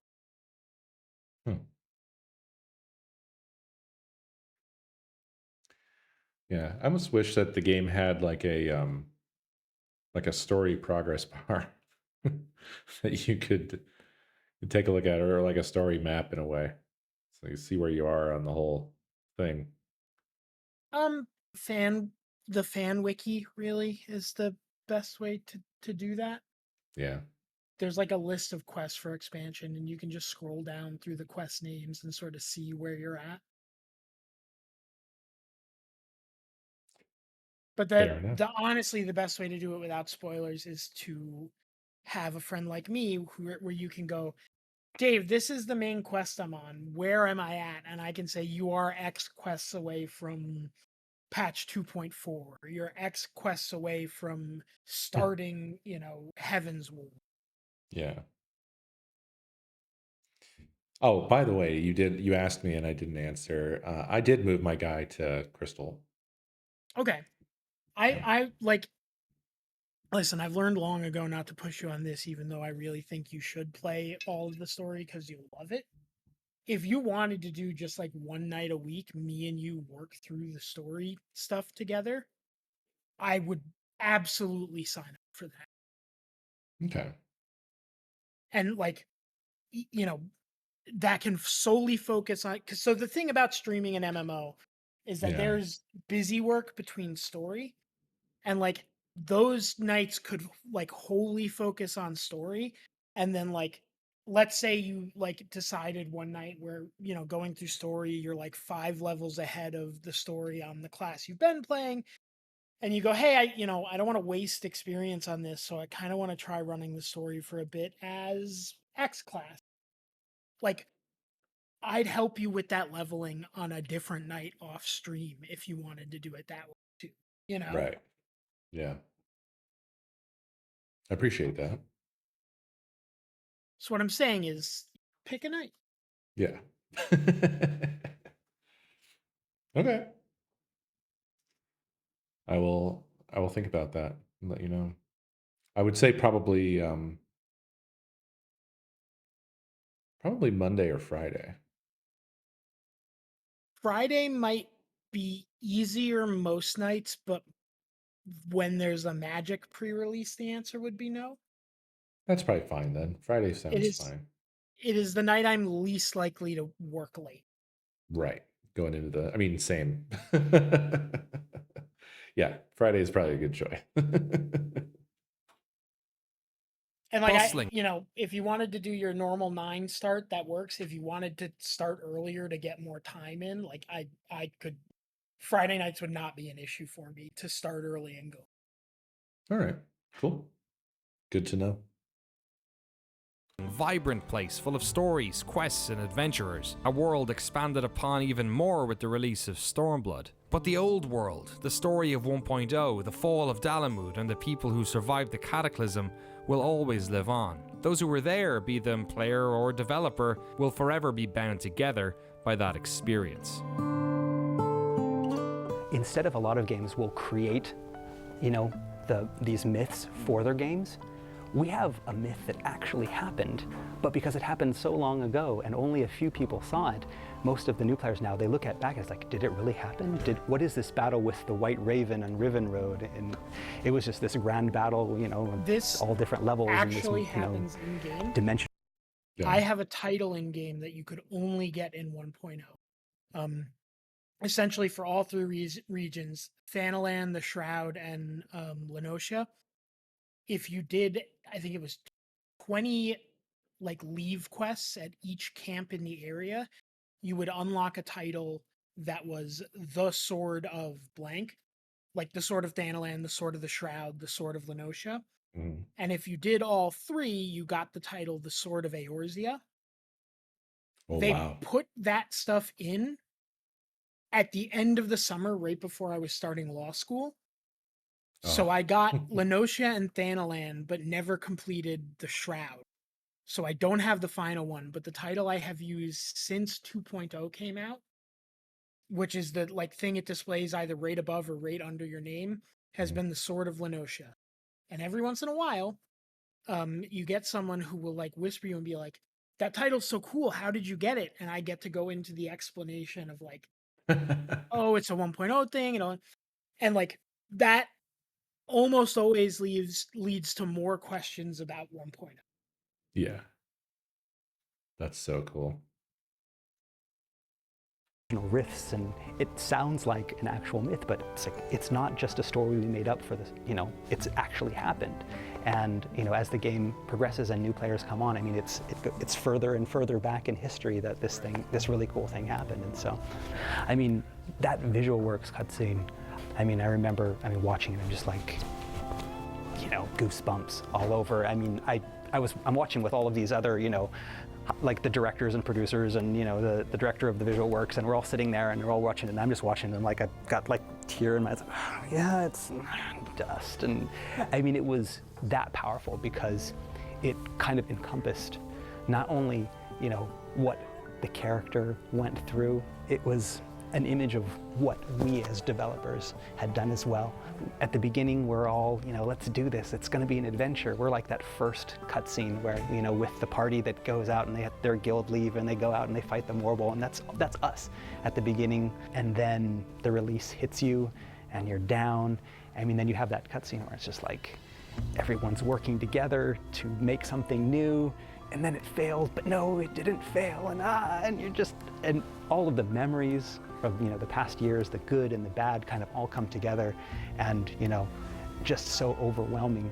And that's pretty much the reaction then when we finally release it to the public that we got. I mean, so many people. I just remember the forums, checking out the forums that day. I mean, people were just like, I've been in tears all day. I've watched it 10 times, and to see that, that everyone felt the same way. It wasn't just the development team. It's that you have this hardcore group of very, very loyal fans that they believed in the game. We believed in the game. We stuck together. We were able to build this new thing that's not just for us, but it's opening up the doors for a whole new audience. But remember, we were there first. We're the ones that that stood by it, and we're the ones that did this. And they have the pride in that. Those players, those warriors of light that were the before Meteor guys. Yoshida-san in interviews will always talk about those people that supported us, and we couldn't have done it. I mean, it sounds so cliche. Oh, we couldn't have done it without your support. Literally, we could not have done it. Literally, we could not have done it. I mean, if those people hadn't remained, we just would like, no, let's forget it. We're not going to do it. We wouldn't have put as much effort in. It would have just been, okay, yeah, whatever. That's just free to play. Back when 1.0 came out, and could you have imagined that 3-4 years later you'd be in a fan event with thousands of people in Germany? No, I don't really imagine that. Yeah, I mean, one day, we were, always saying one day we want to run a big fan event. We were, actually dreaming to have a huge fan festival in the future at that time. But actually, yeah, we made it. So yeah, that was really great. Some dreams come true. Yes, yes.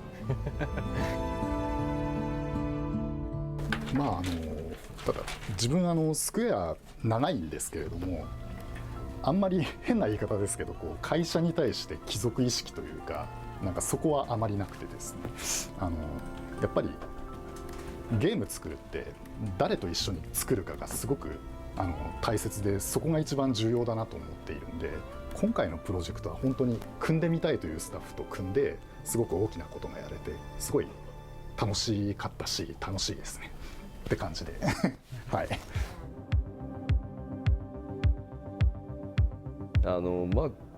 強調したいことがあるとすれば、その初日に 1.0 の話をしてましたけど、誰か一人もしくはデベロップメントチームがということではなくて、やっぱり今でも本当に会社自体の大きな過ちが全ての悪い部分がファイナルファンタジー14で出てしまったっていう、それはリリースって意味のデータではなくて、それが全て爆発したのがファイナルファンタジー14のオリジナルバージョンだったんじゃないかって本当に強く思ってるので、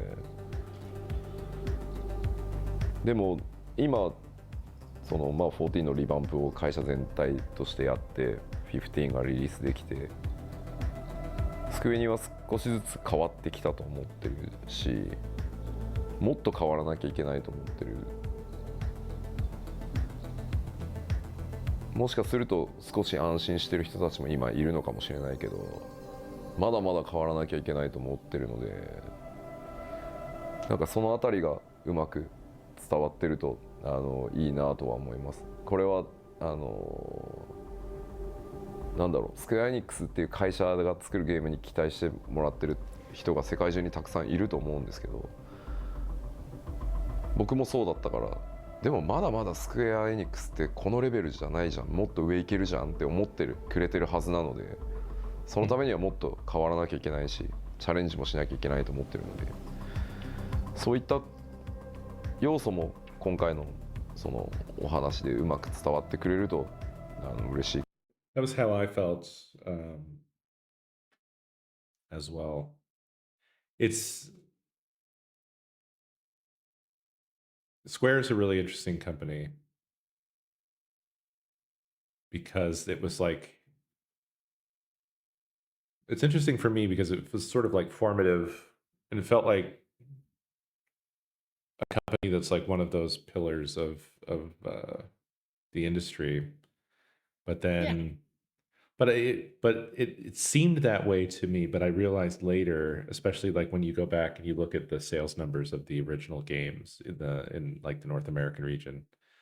I mean, it's not because that there was anything wrong with what they were doing or that the games weren't selling well, quote unquote, but just that sort of like gaming was so much smaller then, you Yes. know? Oh, absolutely.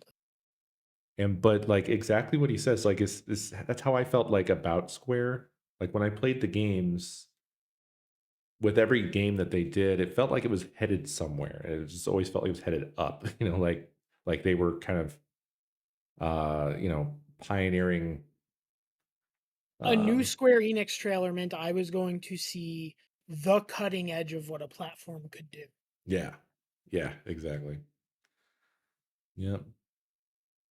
かなとは思います。僕らはそういうつもりでやってますっていうメッセージが少しでもね出ていけばいいなとは。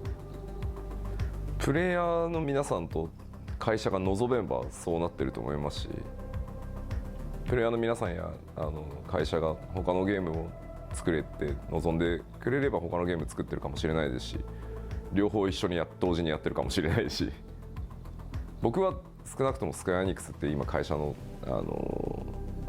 スタッフで自分の会社なわけではないので、やっぱプレイヤーの皆さん、ファンの皆さんがスクエアエニックスに何を期待するのかっていうのを会社がどう考えるかだと僕は思ってるんで、まあもちろん自分で作ってみたいゲームがないわけじゃもちろんないですけど、まあ好きなものを作りたいならね、会社辞めて自分で会社作って作ればって思っちゃうんで、まあ望まれる限りは頑張ろうと思いますけど、ただそろそろねプロデューサーとディレクターのどっちかは誰かやってくんねえかなって思いますけどね。Nope. Sorry, no. Still producer and director, The and tale now of the head death and rebirth of what Final was Fantasy Creative XIV Business Unit Online 3 and is is now Creative Studio. He is a studio head. cautionary tale in corporate hubris. It's a story about the power of humility, respect, and unity. A fun story for those of us who knew nothing about it, cherished times for those who were fortunate enough to be there when it all happened, and a wonderful reminder of something we come across so often in life, the idea that reality can often be even more amazing than the fantasy.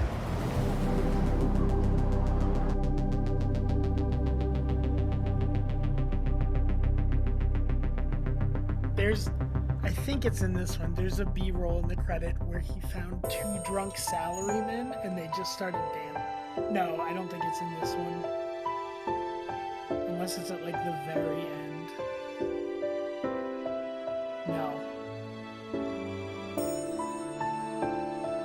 Nay.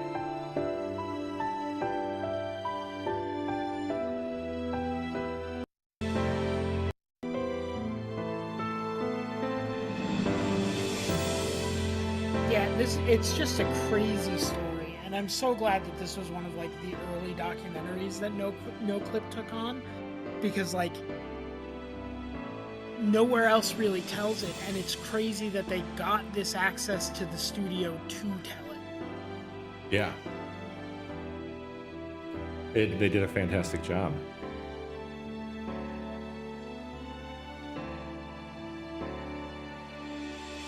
This was super interesting. I genuinely think it is one of the most interesting stories in game development. Yeah. There's little like it, as we were discussing. I mean, other than the Fortnite story, which I think even that feels a bit more mundane in terms of it feels more profit motivated than creative output motivated, like player facing motivation. Yeah, I was gonna say it was sort of a cynical pivot, which is not the same story at all. No. Like, As oh, evidenced by how quickly brand integration became a staple of Fortnite. oh yeah, yeah, yeah.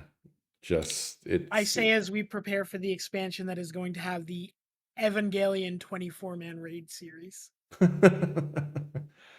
mean, it's a little different. I think that's a little different, but yeah, that is also kind of. I mean, that feels weird. I didn't know that was going to be a thing. Doesn't sound Oh like it well, really fits. in Shadowbringers, it was the Nier Automata 24-man raid series. Oh, okay. So this is not a new thing.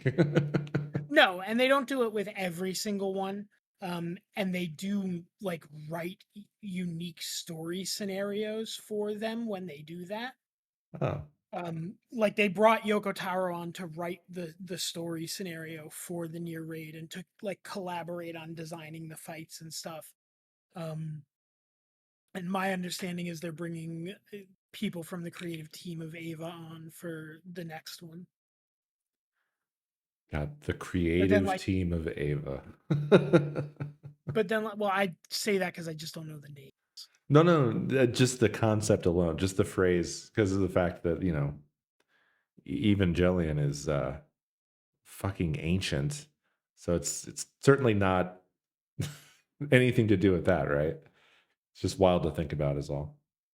I actually really don't know I don't know much of the details. It could all be original people because I know they were doing like a whole Evangelion rebirth thing. I didn't Yeah, really follow that it. is again why I use that phrase because I don't even know the names of those original people. So fuck me if I'm gonna know if they're still on the property. You know? Yeah. No, I wasn't. I wasn't criticizing your use of the phrase. I just the span of time weighed on me suddenly is what happened there.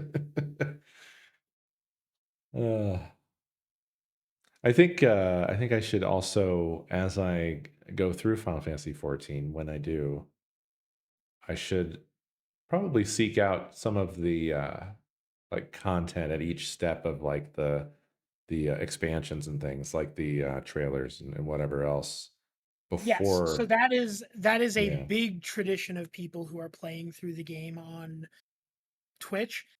Is that when you hit a certain point right before the new expansion, you should watch the trailer for it, and it's always somewhere in the patch quests. So it's good to have someone like me who can be like, okay, before you go any further, it's time to watch the trailer. Yeah. And a fun feature of the game is you can change the title screen in the game to be any of the expansions that you want, which will change the cutscene that plays if you idle at the title screen to be that expansion's trailer so you can avoid spoilers. Oh wow, that's awesome.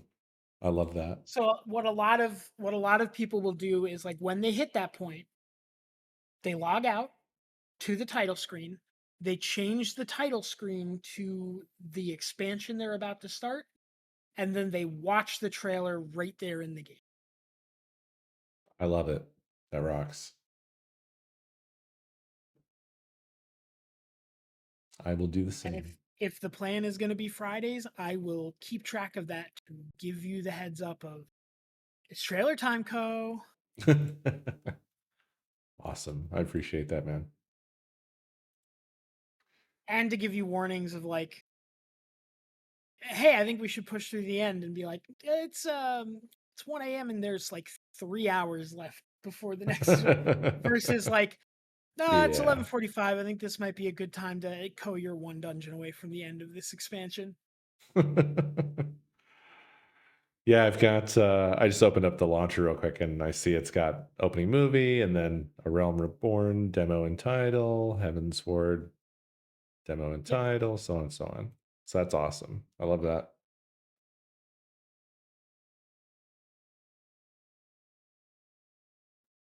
I And like that it also lets you feel like you're really set in a moment of time in the game. yeah. Yeah, I feel like that's really smart. But yeah, North American Data Center Crystal and then Marlboro which I believe is all that's Yeah, that's the where you told server me to go. that Jasky and them are on. Yeah. So for anybody else who wants to hang around then on Fridays, that's where we will be. I don't think we have room in Jasky's Crossworld Link shell anymore. I think we literally kicked Chiblee to add you in because we knew Chiblee was never coming back to the game. Oh no. But I would happily create another Crossworld Link shell for your community to organize stuff in. And like if we can't fill an 8-man party from your community, reach out to Jasky's and be like, hey, anyone free to fucking do XYZ? Because there will be people that still need to do it. I'm patient zero in that every community I infect a friend in to play this, we then inevitably over time get people who are like, I've watched you stream it and now I'm gonna start it. Okay. let me know when you need someone to help run content. Nice. I will never stop being an evangelist for this game.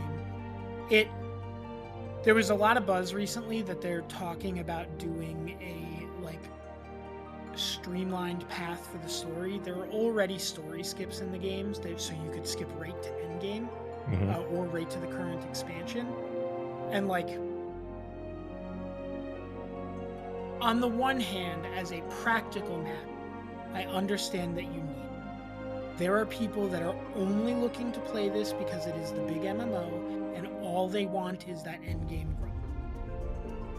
But this is a mainline Final Fantasy game with a story that, through Endwalker, I would not say, it lives up to other mainline Final Fantasy games. I would say it sets the bar for what other mainline Final Fantasy games will have to live up to from here on. Right.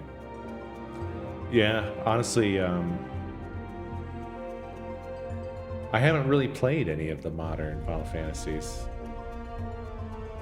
I played up to 11. I don't think that will be any impediment to you. This game leans heavily on nostalgic references without making them the be-all, end-all of the game.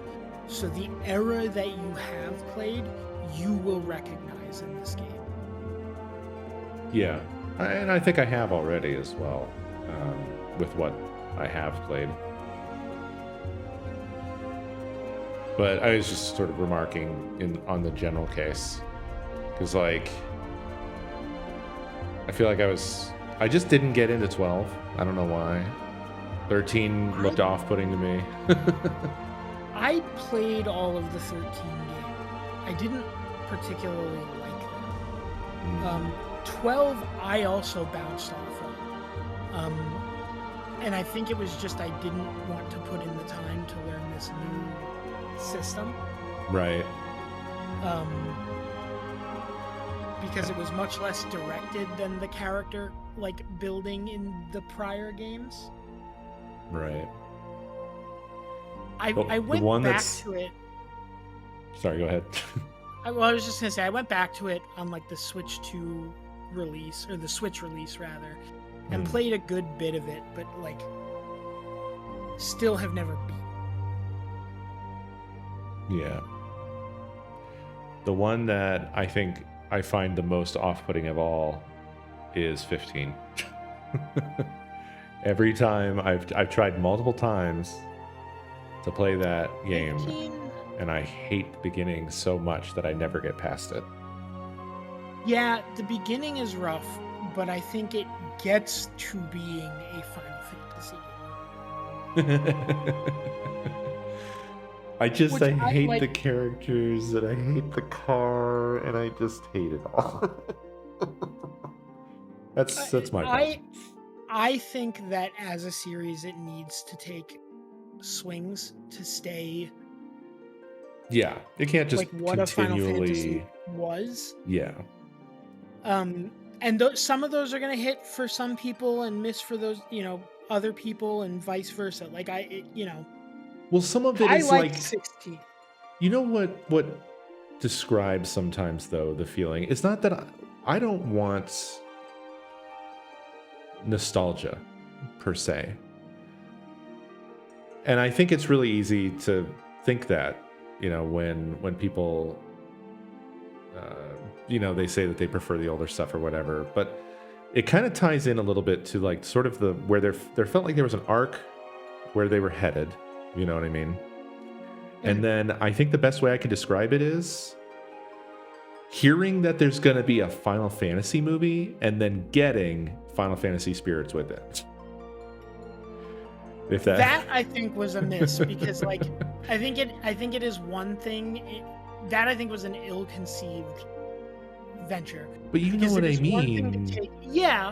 But like, it is one thing to take swings with the games. It is another to like market something as a Final Fantasy thing and it like not be Final Fantasy at all. Yeah. Well, again, it's not even that my expectation was that it had to be any of the things from any of the games that had come out up to that point. My expectation was that it was going to take me to a world of wonder and imagination unknown to me. And what they gave us was, this is a not very good sci-fi movie that could have just had real actors. Why? Like that's the thing. Is like it's sort of like it doesn't deliver on or expand on promises that were made in the past sometimes. But that's just, that's the nature of stuff, I guess. It just ebbs and flows. Well, and I don't know if this is apocryphal or not, but as I understand it, that did not start as a Final Fantasy product and eventually had the name put on it, which I think explains a lot of that. It was sort of a... No one is going to give a shit about this if it isn't something with a buzzword, and the buzzword we have is Final Fantasy, so... Yeah, which is also probably a symptom of the fact that, to me, from my perspective at the time when that film was coming out, to me, Final Fantasy seemed like a mainstream thing. But of course it was not, and no one... No, very, very, very much not. Yeah. So no one was going to come out for a Final Fantasy movie, but you understand the feeling that I'm driving at. Yeah. So, but yeah, this was extremely lovely, and I'm glad to now know. Actually, I do have a question. There is a part that I don't understand, which is, what exactly transpired there between 1.0 and 2.0 in terms of where did they teleport to? Like it's still Eorzea, but it's a different Eorzea? It's 5 years in the future. It's 5 years in the future. So the planet wasn't destroyed. No. Okay. You'll get more info on it. Right now you are in the part of the game where no one can remember the Warrior of Light. Right. You'll get more info on that. And the biggest chunk of info on that will come from when we get you to the end of A Realm Reborn. We'll do the Binding Coil of Bahamut raid series. Okay. Gotcha. Cool. That was the first 8-man raid series, and the first 24-man was the Crystal Tower. I see. Okay. I guess this is then also why Sid has amnesia or whatever. So that is the thing. It's not amnesia.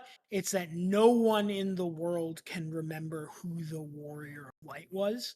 Oh, like he was deleted. Yes, they all remember there was one, but they don't remember anything about the Warrior of Light. And that is where a lot of the stuff for like legacy players, they get little extra references, because obviously you were the Warrior of Light that was at the Battle of Cartno. You know these things. So there's like little extra bits of dialogue and stuff around. Man, that's so cool. I wish I would have been able to take part in that. No, you don't. I can't. The very end, was extremely cool. Bits and pieces leading up to it were cool. The real reason I stuck around with that game is when I rolled my first character. The servers that exist now didn't exist then. They had different names. I was on a server called Besaid, and Besaid happened to be, unbeknownst to me, because there is no official role-playing server like they do in like WoW or EverQuest. It was what the role-playing community coming into 1.0 decided was going to be the unofficial role-playing server. So, and I find this to be true generally in MMOs, the role-playing community in MMO is some of the best people to play the game with, even if you're not role-playing, because they care about the world and the stuff that's going on in it, and they care about the game generally more than others do as a result. And so they end up being a more knowledgeable and nicer community by and large, because they don't want to be existing in a hostile game world. Right. And so even though I don't role play, I became friends with a lot of role players. I was in the non-role play, essentially there were no guilds, there were only link shells. So role play guilds would have a link shell that was just the role play link shell, and then a separate link shell that was like, this is where we play the game. And I was in that link shell for a fairly sizable role play guild. And so I just became friends with a lot of people, and like they would spend time hanging out in the game world. And so I would spend time, like, even when they weren't role playing, just sitting around in a town, like at a gathering spot we had as a group. And like we'd all be in Vent or Mumble, depending on what we were running at the time. Just like shooting the shit with like 30 or 40 of us in a call, you know? Yeah. And so I like literally I only stuck around with the game because I made friends doing that.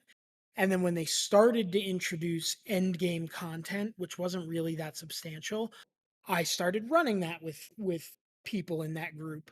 And so like between my time running that, I would be sitting around in a corner of Ul'dah that no longer exists in the game.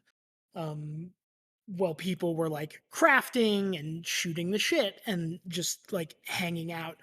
And it quite literally felt like hanging out in a tavern, because you just have like this constant rotating flow of people who'd like, just logged on for the night or just finished a role play session and we're now, winding down, or like, yeah, I got raid in 30 minutes, but I got nothing to do from now until then. So, well, it wasn't raid, but like I'm doing end game dungeon grinds in like 30 minutes with my static. So I'm like here to shoot the shit until I got to dip out for that. And, Yeah.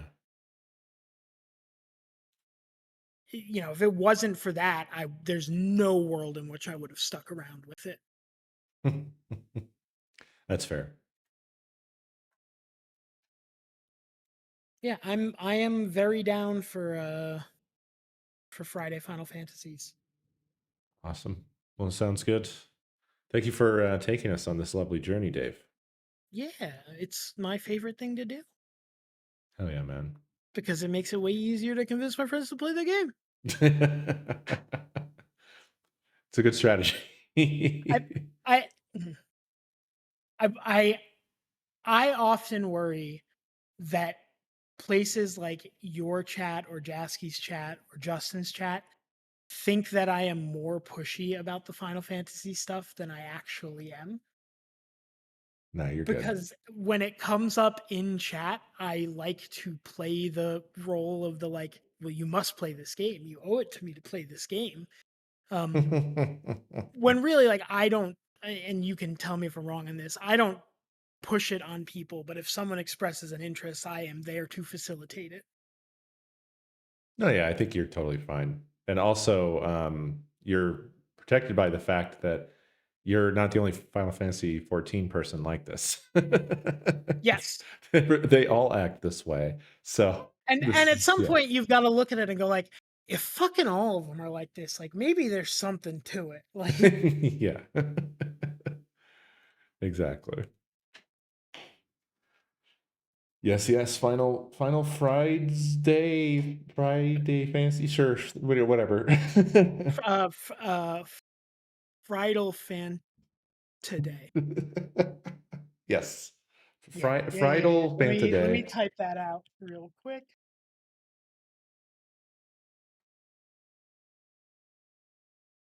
Yep, there we go. Nailed it.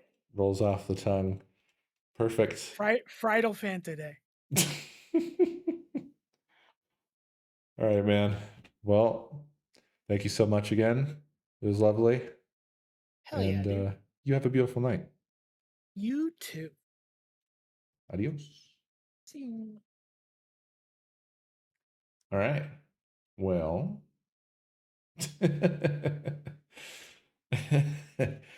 Yeah, I may have been referring to you, C. I think I've seen you say, have you heard of the critically acclaimed MMORPG Final Fantasy XIV repeatedly, more times than any other repeated thing that I've seen in my chat over many years. But yeah, this was really lovely to learn the tale of 1.0. And I think that it is a cool story. And it definitely gives me more of appreciation for, A Realm Reborn and why many people are really, evangelists for the game and really dedicated to it. And I have been playing a little bit. I've been lightly playing here and there. As you saw, my character is level 39, and I just was basically just going through main story quest stuff here and there when I would have a moment. But we'll start doing some more of that on stream on Fridays. So, and for those of you who were interested by this, or you're the freaks from the past who always hang out whenever this happens, then you're absolutely welcome on Fridays, of course. So that's going to do it for me, folks, for tonight. Thank you so much for watching. As always, I hope you enjoyed, and I will see you next time.